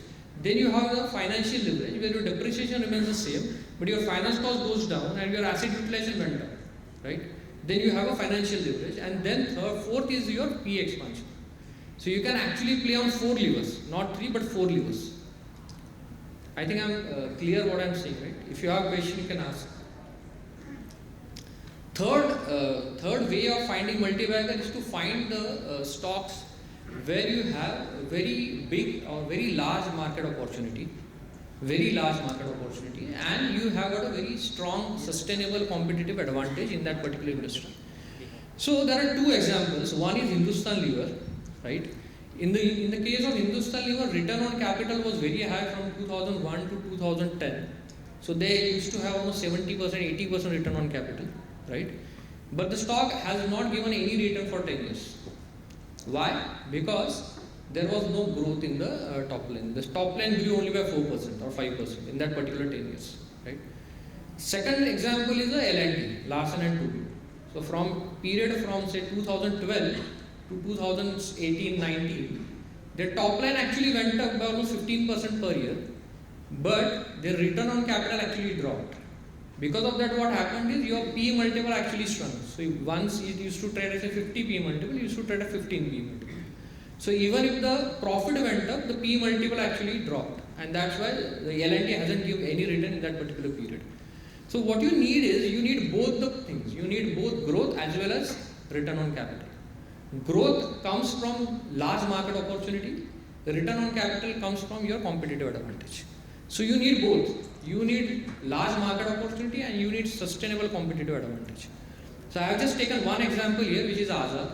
Again, we own this company, so a disclaimer applies. So if you look at Azad, currently it is top line of around say 320-330 crores, but the market size is 3 lakh crore, which is 1,000 times bigger than the top line. Okay. So the product, so I won't get into too much detail of what product it makes and all, but I am saying the market opportunity for whatever products they make. So they make aerofoils. Aerofoils is their key product, which goes into the jet engines, all the jet engines, the commercial jet, fighter jet, even some of the missiles use that jet engine. So it goes into all different type of jet engines, and that aerofoil is the most difficult structure to machine. It's the most, the kind of profile it has, it's very difficult to machine, complex profile it has, so it's very difficult to machine that particular profile. In India, I would say Azad will be the only one which is able to machine that complex profile for different complex aerofoils. Second part is that aerofoil is not made out of steel, it is made out of titanium alloy. So it is again machining titanium alloy itself requires some more capabilities, right? So the capabilities that Azad has got a unique capability, and that's where they are able to make 35% EBITDA margin. So they have got 35% EBITDA margin, their incremental ROC is going to be 35%, and they are growing at 35% per annum. And now people will ask what type of multiple you will give to this company. So I am ready to give 100 PE multiple, I am ready to give even higher than 100 PE multiple. Why? Because it is able to grow at 35% every year for next 10 years. Why I am so confident that it will grow for 10 years? Because market opportunity is 1,000 times bigger than your top line. Your current order book itself is 10 times your top line. And that's where maybe I feel that it can easily grow at 30%, 35% for next 10 years. So you need to understand the companies where market opportunity is very big and the company has got a very strong competitive advantage which is sustainable for a long time. If you are able to find these kind of companies, I think you have got the multibaggers. Then comes the next framework, which is spotting multibaggers through cyclic themes. Now this is not something where I am expert at, so I will not speak too much on this. So typically what happens is all cyclical themes, be it cement, be it sugar, be it steel, be it generic pharma, be it generic chemicals, all themes will have a cycle. So the price went up. As the price goes up, obviously your fixed cost remains the same, so your profit actually goes up, your P multiple expands. When cycle goes down, the reverse happens. The price goes down much more, but more than the price, your profit actually goes into losses because your fixed cost doesn't change. Your fixed cost remains, right? So a lot of people play on the cyclical theme. They buy when they are at the bottom and they sell when they are at the top. But I am not the expert in the cyclical theme, so we'll skip that. And then comes the spotting multibaggers through turnaround stories. So there are three ways of turnaround stories. One is a change of management. Second is changing industry structure, and third is government initiative, right? So the first one is change in management. So I just taken few examples. There are many more examples of the change of management. So in all these four companies, there has been change in the top management. So in case of CG Power, you know what has happened. Murugappa Group actually taken over the company when it was actually in the distress. So when they actually took over, the company actually went on 5 rupees and 10 rupees, and now it is trading at 700 rupees. So the change of management actually made the 100x, 50x return from the low point. Second is Tata Consumer, again, which has given 4x return in last 3 years. Again, you know the management had changed in Tata Consumer. So there has been a lot of change in the strategy of the business. He has changed a lot of products, launches has been different. So there are a lot of changes in the business, and that has actually made the stock perform. Another one is a smaller stock, but this is something which we own. That's why I know more about the stock.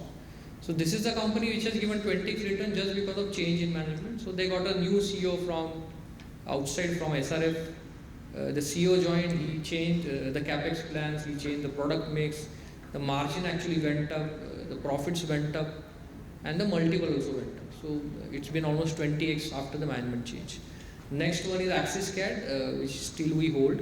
So in Axis CAD, when Arun actually joined from Tata Technologies, the stock was actually at 60 rupees, 70 rupees. Now it is at 700 rupees.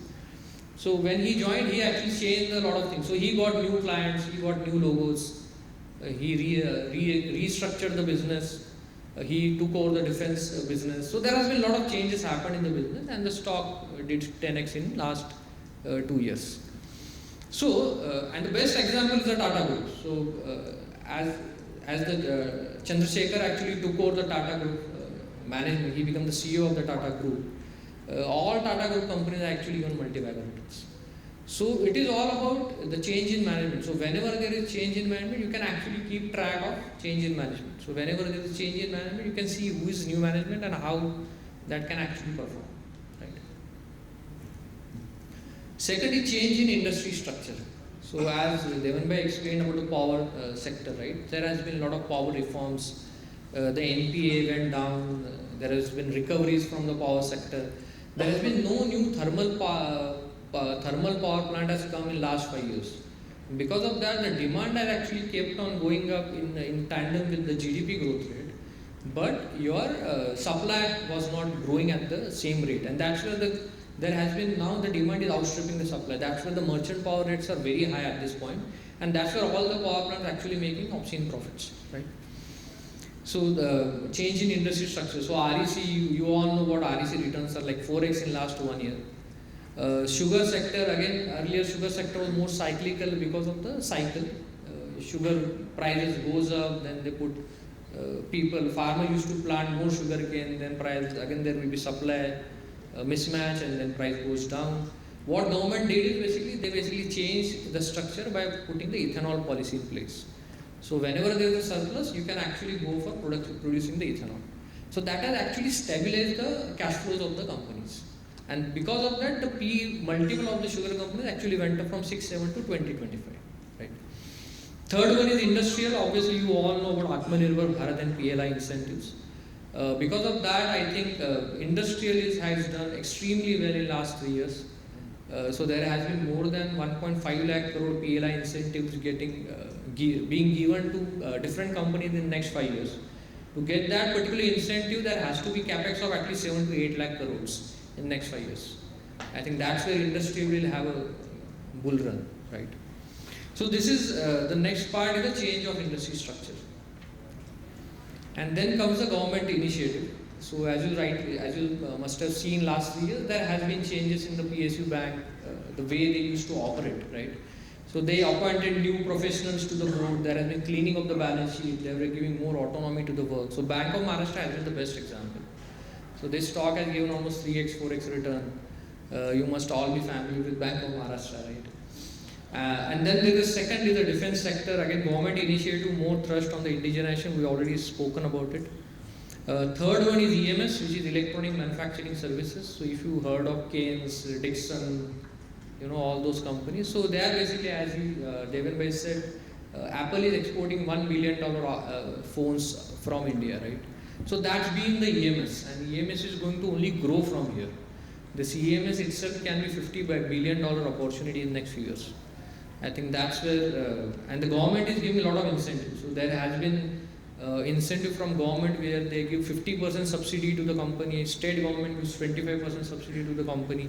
So company only has to invest only 25% in the capex. So that's where basically it has given the push to the sector. So these are few ways of spotting multibaggers. So I just explained few framework, how to find the multibaggers. Now, more than spotting the multibagger, as I said, what is more important is to ride those multibaggers. Everyone says that मैंने तो यार 20 रुपए में stock लिया था, अभी 1000 रुपया हो गया. But तेरे पास कितना है, right? So he must have sold at 30 rupees, 40 rupees, 50 पे तो बेच ही देगा, ठीक है? So 1000 तक कोई रुकने वाला नहीं है, correct? So I think this is where it is important to ride the multibagger. It is not about spotting the multibagger. Many people, I would say, everyone will have 5 stock ideas with him. Everybody will have. So if I ask any one of you, you will have 5 different ideas. यार ये ले लो, ये अच्छा करेगा, ये ले लो, वो अच्छा करेगा. And you are CAs, you are chartered accountants. So you have your own circle, right?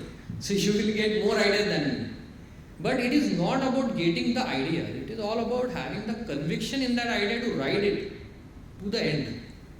Unless and until you ride it to the end, you will not be able to get the wealth multiplication, right? If you keep doing, so obviously I am not against trading, but if you keep doing trading in that, then that multibagger can't happen. Because, so there are a few ways. So I am just trying to give my thought process on how to ride the multibagger. I have done that myself, so I am able to speak on that to some extent. So riding multibagger requires 3 things. One is vision. Second is patience, and third is hard work. Vision to visualize the future of the company. What's going to happen, say, after 5 years? What's going to happen after, say, 10 years? So you need to have a vision of the company. You need to develop the vision of the company. And how will you develop the vision of the company? You need to work really, really deep. You need to do lot of hard work, you need to do research very deeply, then only you can develop that vision of the company and the business, right? And if you have the right vision, then you will definitely have the patience to see that vision comes true, right? So what is important is to have your own homework, to do very deep research and to create a vision, to develop a vision about the company. If you are able to develop right vision for the company, you will be able to hold it till the vision comes true. Second part is there is always a thin line between knowledge of the business and understanding of business. A lot of people say that I have a knowledge of this business, right? So investors have knowledge of the business. Promoters have understanding of business. So when reverse will happen, when investors will have understanding of the business, that's when the multi-bagger returns will come. So you need to develop understanding of the business, not just the knowledge of the business. So it should not be like, कल जाके इसका price कम हो गया. That's a knowledge, right? I know that this product, phenol का price today is 70 rupees. Yesterday it was 80 rupees. That's a knowledge, right? Understanding will tell you what will be the price of phenol after say 2 years. Understanding of the business will tell you that what this guy can do with this phenol. Now he has got the phenol project of 2 million ton. What he can actually do with this phenol project after say 2 years, after 5 years. That's called the understanding. And the promoter have that understanding. When promoter put up a phenol plant, he have a very clear understanding in his mind what I am going to do with this 2 million ton plant. Right? So when investor develop this kind of understanding of the business, that's where the multi-bagger return actually happens. In market, everybody says that patience is a virtue, right? Everybody, you must have heard this term everywhere. Patience is a virtue. But how the patience will come? Tell me how the patience will come. If you don't have the conviction, you can't have the patience, right? So if somebody says that I have Reliance Power bought at say 400 rupees in the IPO, and then I was very patient, right? What would have happened? वो patience में पूरा खत्म हो जाता है बेचारा, खत्म हो जाता है, राइट? 400 रुपए का 4 रुपया हो गया. So it is not about patience. Patience is not a virtue in the market. Business understanding is a virtue in the market. You will have patience to hold your stock only if you have the conviction, and that conviction will come only with the business understanding. If you have business understanding, then you have conviction to ride all the bad phases. I am holding Laurus since last 2 years. And I am still confident it will give me returns. So I have bought Laurus 5 years back. It went from 300 to 3,000 rupees, almost 10x in single year. From 3,000 it came to 1,500 rupees. So after split it is now 450 rupees. But I am still holding it. I know that this is a company for 10 years. So unless and until you have that business understanding, you will not have the conviction and you will not have the patience to hold the stock. So the virtue in the market is the business understanding and not the patience. Patience in the wrong stock will actually screw up, right? This is very important. Everybody talks about compounding of wealth. Everybody talks about compounding of wealth. I talk about compounding of knowledge. Compounding of wealth will automatically happen. That's a byproduct. You need to focus on compounding of wealth. You should always focus on compounding of wealth. If you are able to focus on compounding of wealth, every year your knowledge, your wisdom, your understanding of the business should increase every year. Then only the compounding will happen to your knowledge. And if the knowledge gets compounded every year, your money, your wealth has to get compounded. Because that's a byproduct. That will always come. Because you are being expert at certain business. Then you can ride that business for 10 years. You can ride that sector for 10 years. You know exactly what to buy, when to sell, right? So knowledge compounding is, I think, the most important than wealth compounding. Wealth compounding will automatically happen. So people always, so that's where I say compounding of money is overrated. And compounding of knowledge is underrated.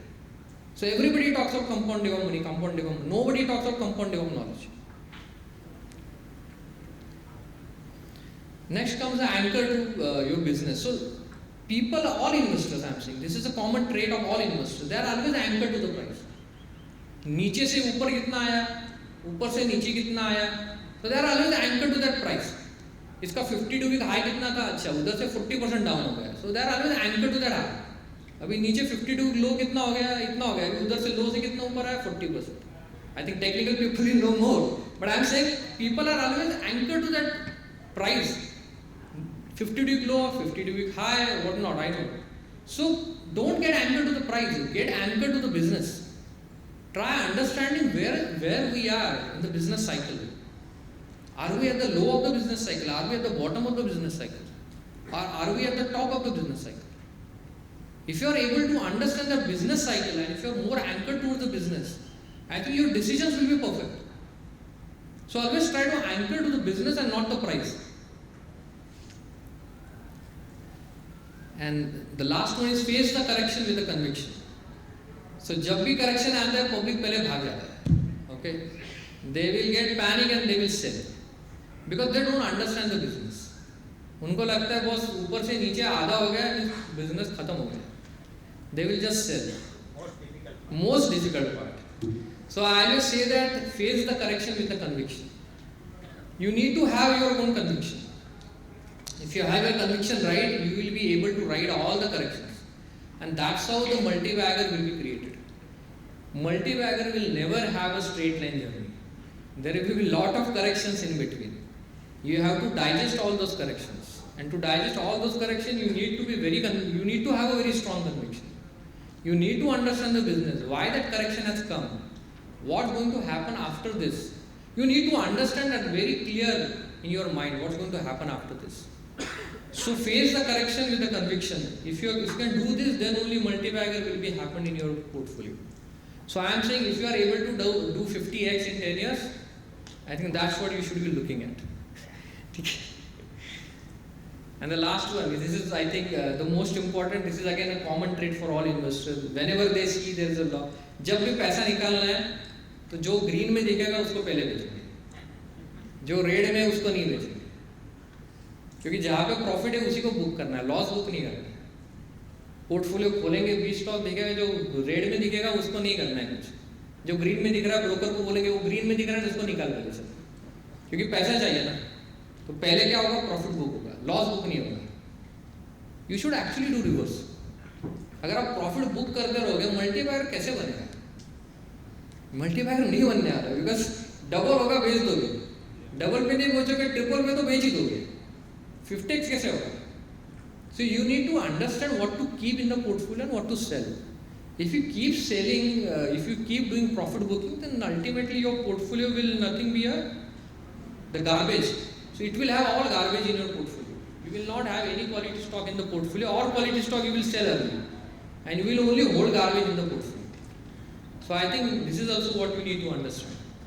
Thanks a lot. Thanks for listening very patiently.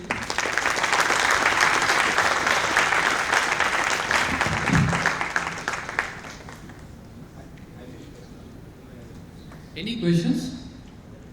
Sir, just say sell all red, but we generally hold red because we think there will be multiplied. I didn't say you sell red. I said you need to understand what to sell and what to keep. If you have the understanding, then only you can do that. It should not be like red जो है वो रखना है, green बेचना है, ऐसा नहीं है. It is all about you need to understand what to keep and what to sell. So technical guys have a different view. So that's what I'm saying. So technical guys have a different view, and their way of working is also very different.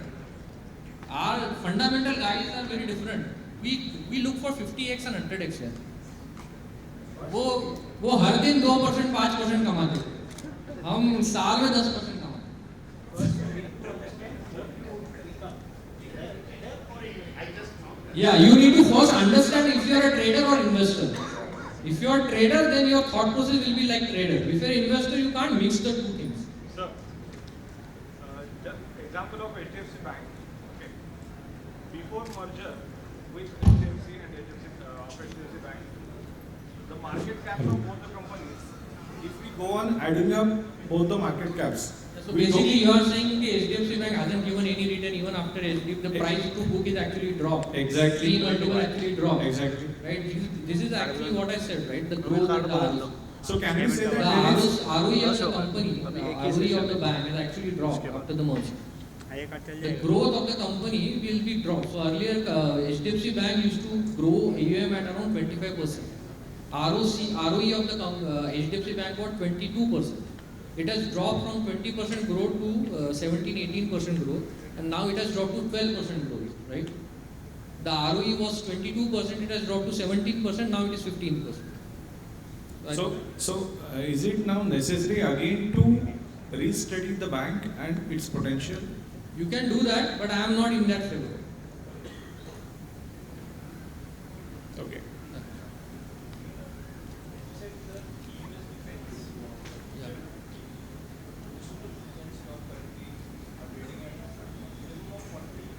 Yeah, so all different stocks are trading at 70p multiple to 100 to 150p multiple.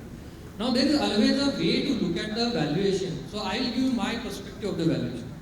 Okay, so for example, I am an institutional investor. I am a foreign institutional investor. I am happy with 15% return. Right? I am happy with 15% return. So what I want is, if I put 100 rupees today, if I am able to grow my wealth at 15%, in 2 years I will double, in 4 years I will quadruple, right? So 100 rupees should become 400 rupees after 10 years, correct? Now there is a company which is growing at say 25% per year. Profits I am talking, profits are 25% per year. Today company has an EPS of 10 rupees. If it is able to grow at 25% for 10 years, EPS will become 100 rupees, right? Now, when it is 10 rupees, now when it is become 100 rupees, if I say that multiple of 40 should be, exit multiple should be 40, correct? So, at the time of exit, the price will be 4,000 rupees, right? Now, I am an institutional investor, I am happy with 15% return. So, what price I will be ready to pay today? At 15%, I am ready to pay 1,000 rupees today, 1/4 of that, correct? So, I am ready to give P multiple of 100. Are you getting my point? So, it is all about the difference between the rate of compounding of that particular company and your expectation. So, if you are expecting 15% rate of return and the company is going to give 35% rate of return for 10 years, I will be ready to pay even 150 P multiple. Why not 150? So the growth which is... It is all about the difference between your expected rate of return and the company's growth rate. Because it will surpass, at some point it will surpass your return rate. So that's why people are ready to give that 100, 150. But again, as I said, it is all about the certainty with which the company will be able to grow at that particular rate. That certain, so that P multiple, the premium is always for the certainty. And anything on the AI side or the tech side, the new tech disruption which is happening, any of the sector which will impact on the like you said about the UPI, right? The new AI thing, other than the tech companies, Persistent or Mayhem of So I have worked for IT companies for very long time, but I didn't find most of the majority of all IT companies in India are more towards the commodity services. So I don't actually like them. So I always look for companies which are doing some different work, some niche work, and that's where we invested in this company NPS. We have invested in few more companies which are on the disruptive, so they are into quantum computing and all those stuff. So I typically look for companies which are doing some extraordinary work, some different work, where there are not too many people, honestly. Any? Yeah. Sir, you just said that multiple stocks you keep for long term.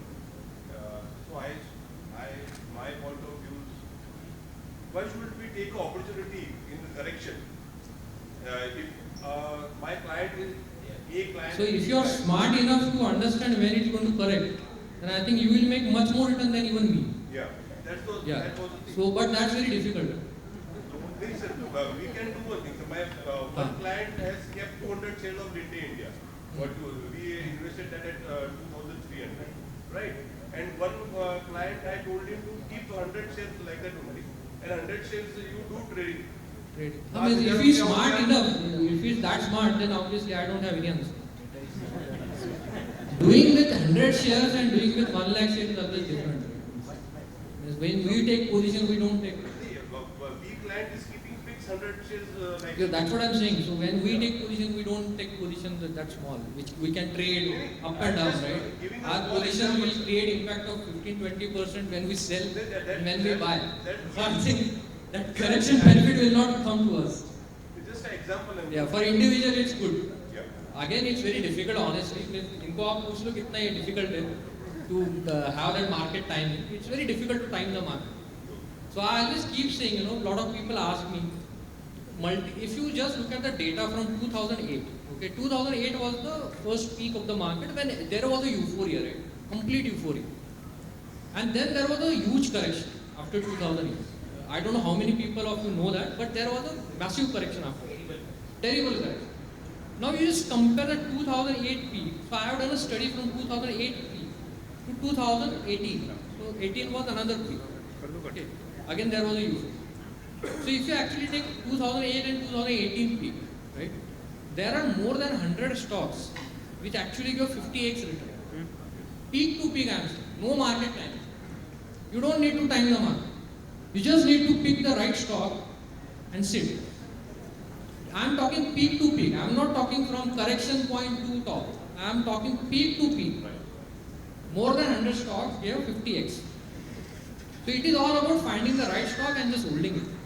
If Modi comes, I am telling you, just buy good stock, keep it for 10 years, extraordinary money will come. 1 minute बाकी बचा है. Hello. So I guess Jeevan sir. We can have this last question. Yeah. Yes. Sir, is there any particular problem with respect to life insurance sector? The big I don't understand the sector honestly. It has not been. I don't understand the sector. From a long time. HDFC Life, SBI Life, ICAI. Yeah, so I never studied that sector because I find it very difficult to understand it.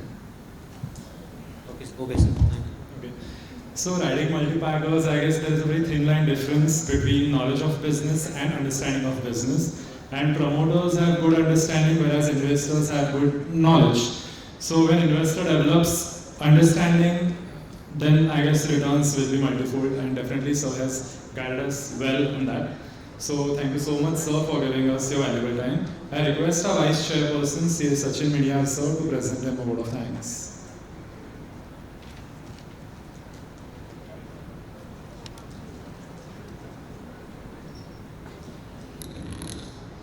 Thank you, Pranav. Since morning, I'm sure that all the participants over here, few words have actually gone in our blood by now, sir. It's like perception, business understanding, vision, conviction, patience, and I think that is required even in our day-to-day practice as well. But surely with the kind of speakers we have been having since morning, I think all the participants would have been enriched with a lot of knowledge, because we have tried to cover not only the fundamental style of investing but also the regular trading which we had in the morning, and it has been a good learning for all of us over here, sir. So I say Sachin Midyar on behalf of Pune branch of ICAI, thank you so much for sparing time and coming and addressing this audience over here. Thank you, sir. Thank you, sir. Now let us move to the last topic for the day, and which is a very interesting topic, IPO fundraising. So we already have the speaker here, C. Anurag Goyal, sir. I request him to be on the dais. Along with him, I even request our chairperson of the branch, C. Amruta Kulkarni ma'am, and ex-vice chairperson of WIRC and the conference coordinator, C. Sarvesh Joshi, sir, to be on the dais. The last session is going to be equally interesting, so I hope all of you be here and enjoy and grab knowledge. Integrated Financial Services, founded in 1993 and registered as merchant bank with SEBI, it has over 3 decades of rich experience in financial and capital markets, and it has been into a record of 500 transactions under its belt as a mark of its success. So is the executive director in the said company. He has more than 20 years of diverse experience in investment banking, corporate finance and capital markets, including merchant banking. His expertise lies in fundraising, due diligence, business evaluation, structuring capital markets, and the list goes on and on and on. He has worked closely for many primary capital market transactions like IPO, QFS are right issue, preferential issue. Over the last decade, he is actively involved with SEBI and RBI regulations related to fund structures and set up for various fund management activities through AIFs. So it is indeed an honor to have you here also. He is also associated with multiple forums, BSc, NSc, and has been a guest speaker at various institutes and even at different colleges. So thank you, sir, for giving us your valuable time. I request both the dignitaries on the stage to felicitate our speaker for the day, CA Anurag Goyal.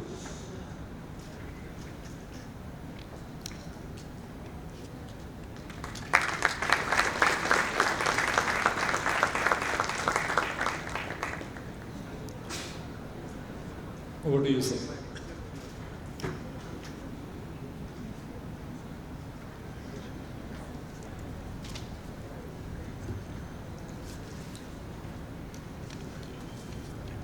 Hi everyone, good evening.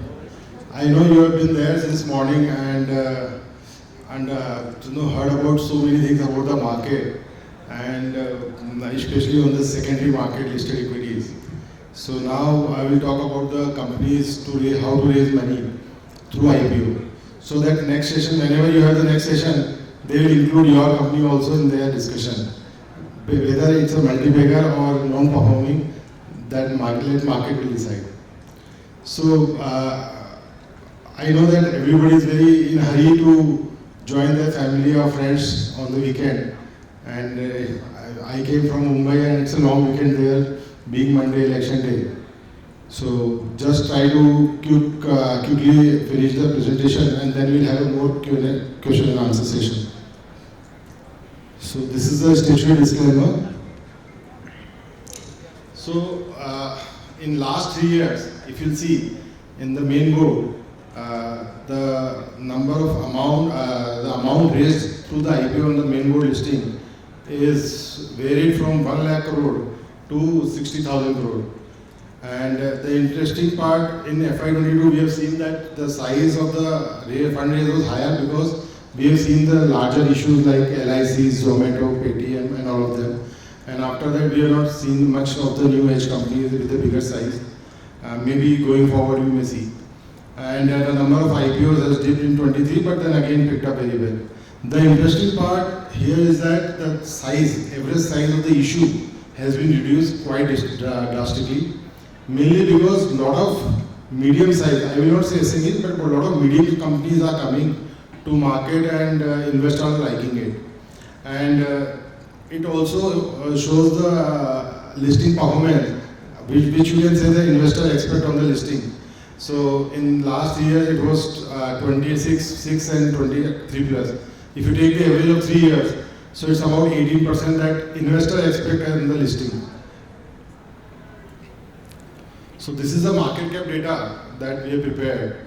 So although everybody says we have 7,000 listed companies in India, but as per exchange, as per SEBI regulation, the actively traded companies are about 4,500 companies, and out of which only about 1,300 companies are market cap above 500 crore. Why it is important? Generally we have varied kind of investors. FPIs, domestic mutual funds, insurance, all these large mutual funds, what we have seen, they invest in a company a particular market cap.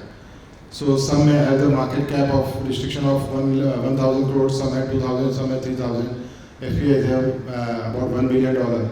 So it shows that where the company which you are targeting, be as a promoter or you are advising as your client, where they can fit in. And in the recently we have seen a lot of AIFs has come in. A lot of ex-fund managers have started their own fund management activities through AIFs. So recently we have seen, especially in last 10 years, the AIF has grown more than 10 lakh crores, which used to be a mutual fund before COVID. So a lot of new funds in form of AIFs has come in, be it Sunil Singhania, be it Kemani, now Mr. Pinkas Chawla is also starting. So many new fund managers coming through AIF and they are getting very well response from the market and they are doing well also because of the size. Since they started, so they have not grown to a size of a mid cap fund or small cap fund of 30,000-35,000 crore. So what is an IPO? So we say the IPO is a transformational journey for any company. They are raising money from the public for the first time, and it can be second if it is the FPO. But it's very important for the business because the perception to look at the business changes after the IPO. Because you become a public company, then earlier when you are a private limited company, it has been closed door. You have to be more open up about the businesses. You have to be more open about this thing. And we say generally that you are on quarter and quarter, you are on treadmill. So when we go gym, we go on daily, right? So here on the listed, once you become a listed company, you go on treadmill on quarterly basis. You have to perform, and as all the previous speakers has mentioned, that you have to see the growth and all of these things. So that is for any company which is planning to go public, has to see the growth and deliver the growth to be relevant in the market. And the another parameter changes. So maybe as a private limited company, promoter see as a profit, but post listing the market cap becomes the parameter to look at it or to see how the company is doing. Why we call an IPO as a transformational? Because the first and most important is the giving liquidity to the minority shareholders. Who are these minority shareholders? It can be the employees, it can be your private equity for investors, it can be your friends and family who has helped you in the difficult times, and it can be, to some extent, it can be part of the promoter's business also. So to give the exit, this is the only option other than the private equity and secondary thing. This is the only option which can give the liquidity to the set category of investors, shareholders. Then it provides a currency to do expansions, M&As, or look at the strategic acquisitions. So you have one more currency other than the money, maybe equity or debt, but you have one more currency to give. You can do the M&A through exchange of the shares also. And by doing so, the another unlisted company will also get a shares of a company which is listed. So they have the liquidity to sell. Then obviously it attracts getting the talent through ESOPs, and it really helps the company because it doesn't impact the cash flows also. So without impacting the cash flows, you can still hire a talent as a hire and incentivize them by giving the ESOPs. And what we have seen that while you are giving the ESOPs, people have the more, so everyone is working on the one goal to maximize the performance of the company so that price also increases. So that we get exit at a better price. Then obviously it helps in the branding also, because nowadays we have seen that minimum 10 to 15 lakhs applications come in a general main board IPO. So it helps in branding the company also, because there are so many retail shareholders who are participating in it. You are publicized, you are covered on TV, television, media and all of them. It helps in branding also. Then obviously being a public company, you have to disclose certain balance sheets, certain disclosures, including the communications of the what you are doing, which is not practically possible in a private limited company. So that also helps in knowing the company, more knowing the company about this thing. Then the last thing is that since you are a listed company, a lot of people are coming to meet you, and the same goes with the different your competitors, your larger peers. Everybody keeps a track on you, and your information is available publicly, and you are doing the quarterly con calls which you share the strategy and the future and the future expansion plans, etc., which help them to understand the peer group also. So conclusion is that what we say, the preparation for going public is just as important as being public. So these are the criteria of main board eligibility. So we have separated into two parts. One is the SEBI requirement and the other is the exchange requirements. In SEBI is the one, so generally we have seen that there is a QIB of up to 50%, 15% is a HNI and 35% is a retail. This is a general breakup that we have seen. To be eligible in that category, you have to have an average operating profit of 15 crores, which is nothing but EBIT, earnings before interest and tax. So it has to be the average operating profit of 15 crores in last 3 financial years, and every year has to be positive. Then obviously the net worth and the net tangible assets is 1 crore and 3 crore respectively. And if you change the name in last 1 year, because now we have seen a lot of solar, defense themes is going on, so company are thinking of changing the name. The 50% of the business has to be come from that new name. If you are fulfilling all these criteria, you can come the model that I mentioned, 50, 15, 35. If you are not fulfilling any of the criteria, these are all compulsory, it's not or, it's not either or, it's all compulsory. If you are not fulfilling any of the criteria, still you can come to for an IPO, but the QIB become at least 75%, because the company is not that mature, the regulators feel the company is not that mature that retail will understand much detail than the other investors. So they put 75 as a QIB, 10% is HNI and 15% is for retail. Sorry, 75 is a QIB, 15 is for HNI and 10% for retail. The exchange criteria is again track record of 3 years. If company has been converted from LLP or partnership to the company, and you have the track record of the LLP and the promoter business, still it will work. The company has not been referred to BIFR, winding up, NCLT, positive net worth, has not defaulted in the past, all these things. And the minimum post-issue capital has to be 10 crores, and the market cap has to be 25 crores.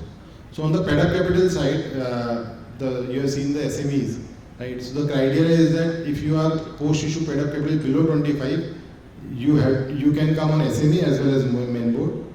And your post-issue paid-up capital is above 25 crore. I am saying paid-up capital means face value capital. Above 25, then you have to come on the main board. So why do you need a trusted IPO advisor and BRLM? These are the things that we take care as a merchant banker. The most important is the positioning of the company. So I'll just give this, explain this with an example. We have seen there are so many steel companies listed in India, right? There are about 30, 50, 60 companies. And recently we have seen some of the steel companies has come, some of them filed a DRHP, but they couldn't come because there is nothing unique in the business. So all of them are making the steel cyclical business, making the similar kind of margin. So it's very important how do you position yourself. So and in that, this is the banker's role. Obviously, it will be the help of the management and understanding of the business. So as some previous speaker has mentioned, it's not about having the knowledge, it's about understanding the business. So our role goes much more in detail, and we need to understand the business so that we can position the company very uniquely. And we can bring out the, you can say, USP of the company to well-prepared positioning for an investor to look into it. Then obviously group restructuring, and generally we are seeing the investor doesn't like to have promoters having multiple companies for the same line of business. So we always advise that you keep in the same line of business in one company or maybe in a holding subsidiary structure. There are some regulatory reasons, like we have seen in the infra companies and all, they don't keep all the businesses in one company because of regulatory reasons. So that you can have the multiple companies, but ultimately it has to be consolidated at the holding company level. So the valuation also drives at the holding company. Then review of various intermediaries, which we'll cover later. Then optimizing the capital structure and IPO size. So generally before the IPO, companies like to capitalize the sum of the reserves by doing the bonus, split of the shares, etc. So we advise them.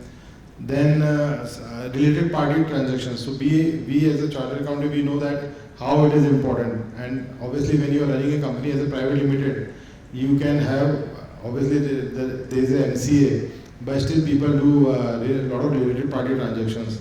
So once you are going public, you have to cut it down and just to keep the minimum possible related party transactions. So we advise and help them, the companies, to identify those and take care of those. Then obviously regulatory license compliances, financial indebtedness, and identify the KMPs. So there is a board, we have to adhere with the corporate governance. So the half of the board has to be independent and one female director has to be there, right? You have to identify the CFO and the company secretary as well as compliance. So board structure as well as identifying the KMPs and appoint them and make them aware about the process, etc. Then obviously another important aspect is the object of the issue. Some of the companies recently listed, we have seen that they don't require much. And recently we have seen most of the companies are raising money to repay the debt.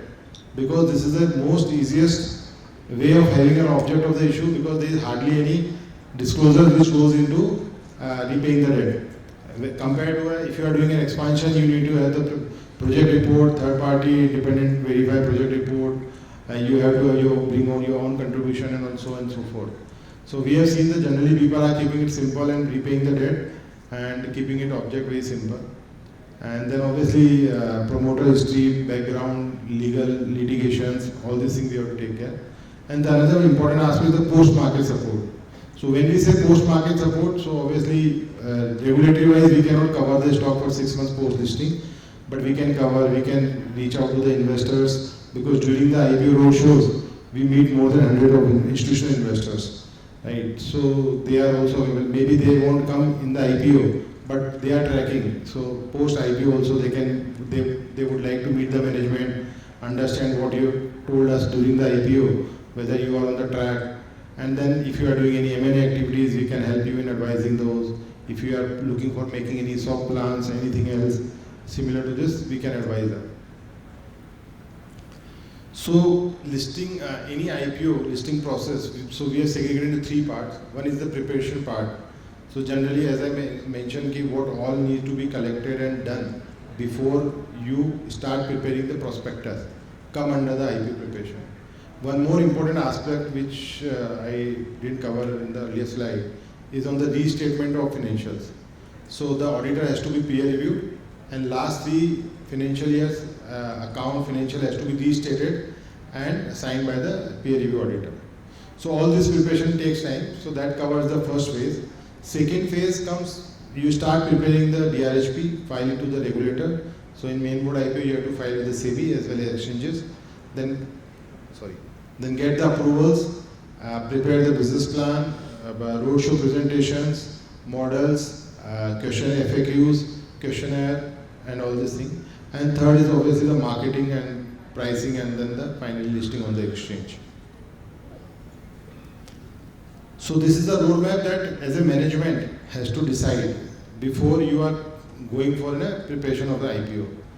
So obviously you need to change memorandum and article of association, the capitalization of reserves, the board of director, corporate and governance, peer review auditor, as I mentioned, financial information, and object of the issue and OFS, legal diligence, and appointment of intermediaries. So we'll come later in about the intermediaries. So this is a very interesting slide. If you see, there are 3 stakeholders in any IPO transaction. So one is the management side, like promoters, maybe PE firms, the management and the employees. They always want that you get the highest valuation and the quality investors. Then second set of stakeholders is the intermediaries, starting from book running lead managers to auditors, syndicate members, PR firm, registrar, monitoring agency, industry guys, all of them. They want to complete the transaction as early as possible and interested more in commercial, basically their fees. And third set of investors is the third set of stakeholders are the investors. So which we categorize in 3 institutional investors, retail, HNIs. They want the lowest IPO valuation and listing day gains. So there is an inherent conflict of interest in all 3 stakeholders, and we as a merchant banker try to balance it out. These are the things that we achieve for a company. I already covered some of them, so I just highlighted a couple of them. So another aspect of any IPO planning is the liaising with the investors and reach out them to early. So we always basis the company we target investor base. So thousands of investors there in the India, right? And even in institutional investors there are so many. Some cover the sector, some look at the market cap, some look at the industry. So we target the investors and then we approach them so that we get a positive results with lesser number of meetings of the management. These are the timelines and cost. So generally we have seen as prepared as any company, it will take minimum 3-6 months, and then it can, depending on the company, but generally it takes 6 to 9 months to prepare and list the company. And in terms of cost, so these are the various intermediaries involved in the cost: BLMs, lawyers, underwriting and selling, brokers and syndicate fees, ASBA bankers, RDA, auditor, independent chartered accountant, SEBI, exchange regulatory costs, industry, printing and stationery, PR. So transaction team, so from the company side, the promoters and CEO has to be involved, then the board, CFO, CS and compliance officer and associate. There are so many undertakings and the declaration has to be given by the management and the directors and the senior team. It's almost goes in the number of pages, if I say it will be about 100 plus. So all of them has to be involved so that they are aware of what they are exactly signing it. And from the BRM side, merchant banker side, the senior BRM team, this is most important because what we have seen in some of the cases, the merchant banker or some senior guy who has pitched in, after pitching and getting the mandate, he is not there only. It directly comes on the ringing the bell and the listing. So this is very important that the person who is pitching or who is coming the first meeting should be there till last. So involvement of senior management team of the BRLM, then the execution team who prepares the documents, legal and all, then the sales team which takes you to the investors, then analyst who will help you in preparing the business plan, model, investor deck, and the syndicate members. And the targeted investors, as I mentioned earlier, domestic institutions, insurance, mutual funds, now you have the FPIs, AIFs, family offices, HNIs, retail. Family offices is nothing but a lot of listed companies has grown and they've started their own family offices. So they also started invested directly in the company. Some of them have the AIF structure, some of them doing directly also. So we just prepared a comparative between SME and main board. So some of the parameters that I'll cover now is, so one is the timeline. So generally, once you file the DRHP to SEBI and exchanges, it takes about 12 weeks time to get the clearance from them. And an SME goes about 6 to 8 weeks now. And approval you require on the main board with the SEBI as well as both the exchanges, and on SMEs you require only one exchange. The minimum number of LTAs in main board is 1000 and in our SME exchange is 50. The trading lot, so this is very interesting because the minimum application value for retail is about below 15,000. When the SME it has to be above 1 lakh. And it has to trade post listing also more than 1 lakh. And in main board IPO, it can trade in one number of shares. The underwriting is compulsory, and obviously there is a cost variance also in main board versus SME because market making, hard underwriting, all these things are involved in SME. The cost is higher than the main board IPOs, and obviously the transaction is smaller, so percentage wise also it goes higher. Then market making on main board you don't require if you are having a good set of investors in IPO, so you don't require to talk about much at the post listing. And it's compulsory on the SMEs. Then periodic filing is quarterly on main board and half-yearly on SMEs. These are the services that we provide. Thank you.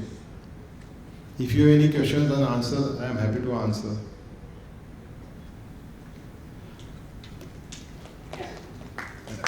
Thank you.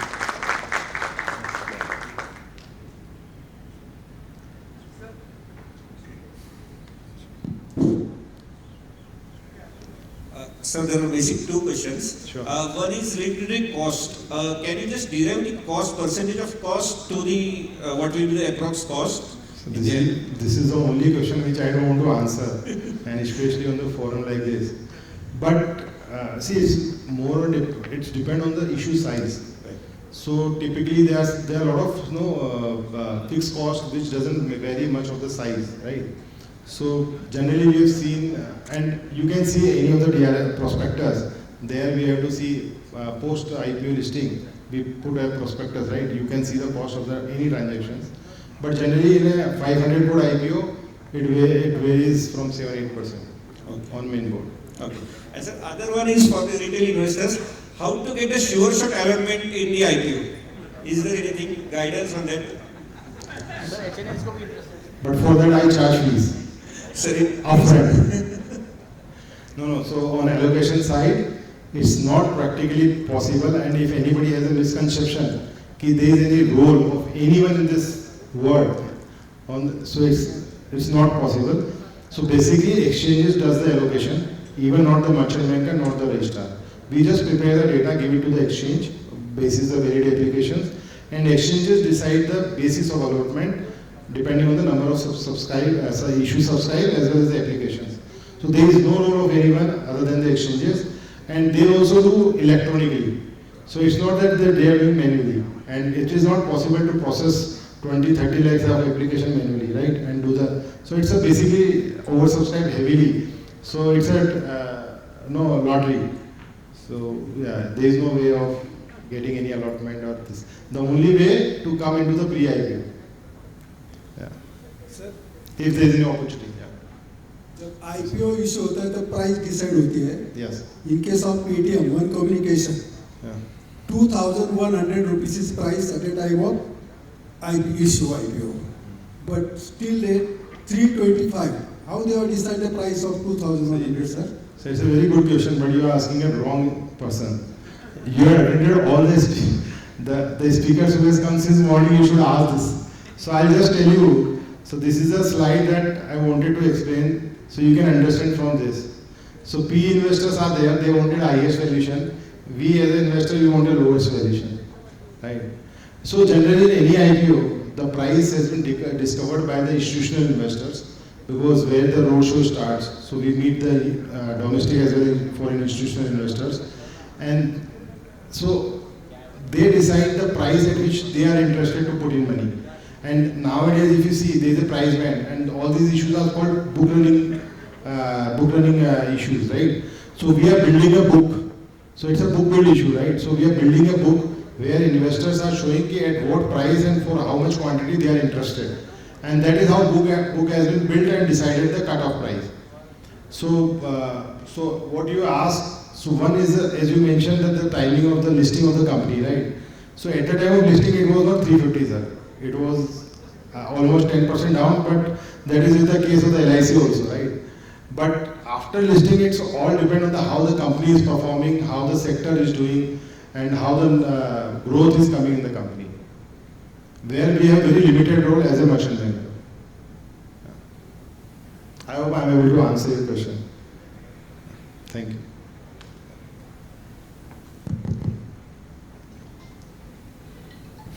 Good evening, sir. Yeah, good evening. Sir, I had two questions related to IPO. Sure. One was SME IPO. So what is the future? Because these days there's a lot of talk about the SME IPOs. So what is the future of SME IPOs, and do they really raise that much funds? Are they really traded in the market? So future is bright. As somebody has said, if election mein Modi ji has come with 400, the market will. So future is always bright for everyone. The only thing is that at the end of the day, good companies will remain, and you will segregate the companies between good and bad, right? So there is yes, there is any opportunity. There is an opportunity for sure, and for every company. But we have seen recently the companies which doesn't have the plan, they are doing IPO just to raise money. So those will be caught by the regulator or investor or somewhere. So companies which so prospect is very good, and there are a lot of money has been raised. So almost 1,000 companies we have seen listed on the SME exchange, NSE and BSE both. And the market cap is also crossed 50,000 crore, right? So there is a bright prospect. The only thing is that we have to find out the right companies where genuine business is there. It should not be otherwise that to raise money we are creating a company and bringing the idea. So any specific cases where you can point out that there was a genuine business, but the SME sector has still been thrown out? Regulator has just woken up.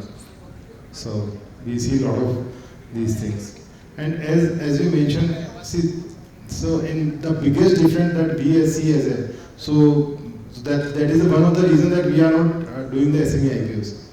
The reason is that it's very difficult to find out a small company what is right, what is wrong, how good or bad is the management, how scalable is the business. Because if 100 crore is the top line in steel, you can go to 1 lakh crore also, right? So his scope is always huge. But how it is a sustainable business by the management capability.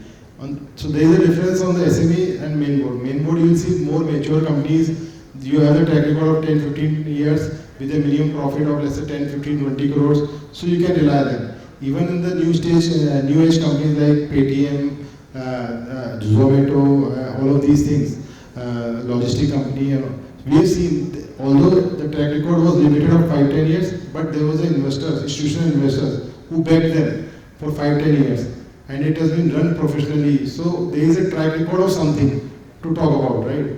So that is the thing which is there in the main board, which is missing in some of the SMEs.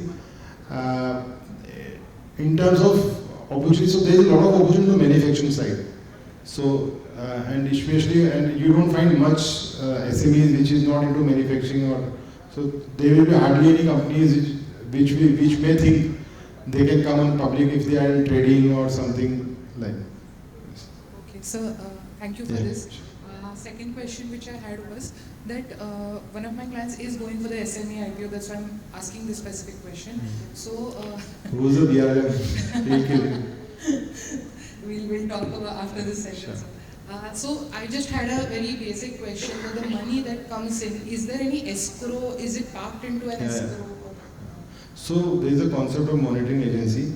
So if you are raising any money in the company, that money will be parked in the escrow account, and there is a monitoring agency with the approval, and with their monitoring only you can utilize for the stated objects that you have mentioned in the DRHP. Other than you can't use.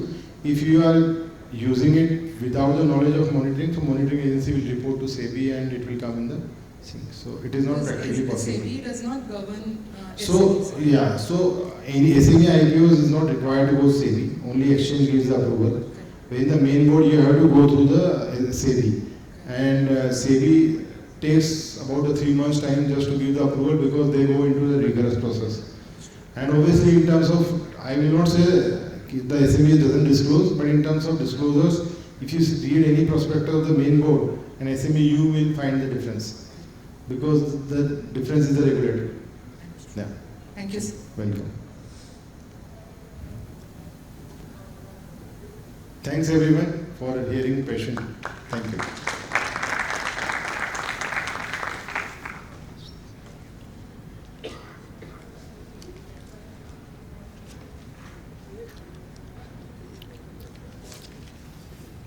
Thank you so much, sir.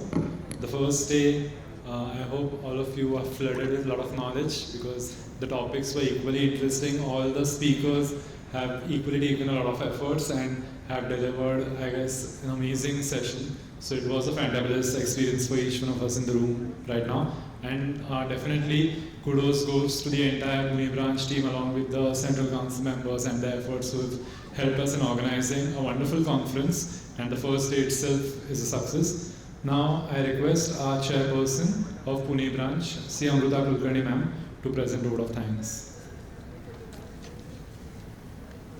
We started on time. The sessions were really interesting and insightful. But Pranav, if you have noticed that each and every speaker has dedicated so much of time, effort for taking up the sessions here at Pune, and their wonderful knowledge sharing sessions really helped all the participants during the breaks, during the sidelines. We were experiencing all compliments, all congratulations, but the real efforts are of the speakers and the faculties. So as well of this session, Anurag ji, thank you so much for your session, insightful and informative session it was. And yes, I feel in my duty if I forget to mention the efforts of the staff members as well. So thank you, and big round of applause to the Pune branch staff team as well. This is not the final day vote of thanks, but yes, today it was a big day. It was Vice President's visit, along with so many dignitaries, those who had addressed. So that was really wonderful on your part as well to be there on time. We expect the same time management tomorrow also. We have a wonderful session lined up tomorrow early morning at 10 o'clock. Investment ki Pathshala, which will be taken up by Anil Shingvi as well as CA Vikram Kotak sir. And the breakfast will be ready by 9. So request you all to please be here on time so that we start the session on time, because every faculty has to travel and we too have to take many insights from them. So really request everyone to be there on time today. And with this, let's conclude day 1 of our national anthem with national conference with national anthem, and request request everyone to please mark your attendances if you have forgotten to. Thank you. जनगणत भाग्य विधाता पंजाब सिंध गुजरात मराठा द्राविड उत्कल गंगा विंध्य हिमाचल यमुना गंगा उच्चल जलधि तरंगा तव शुभ नामे जागे तव शुभ आशीष मा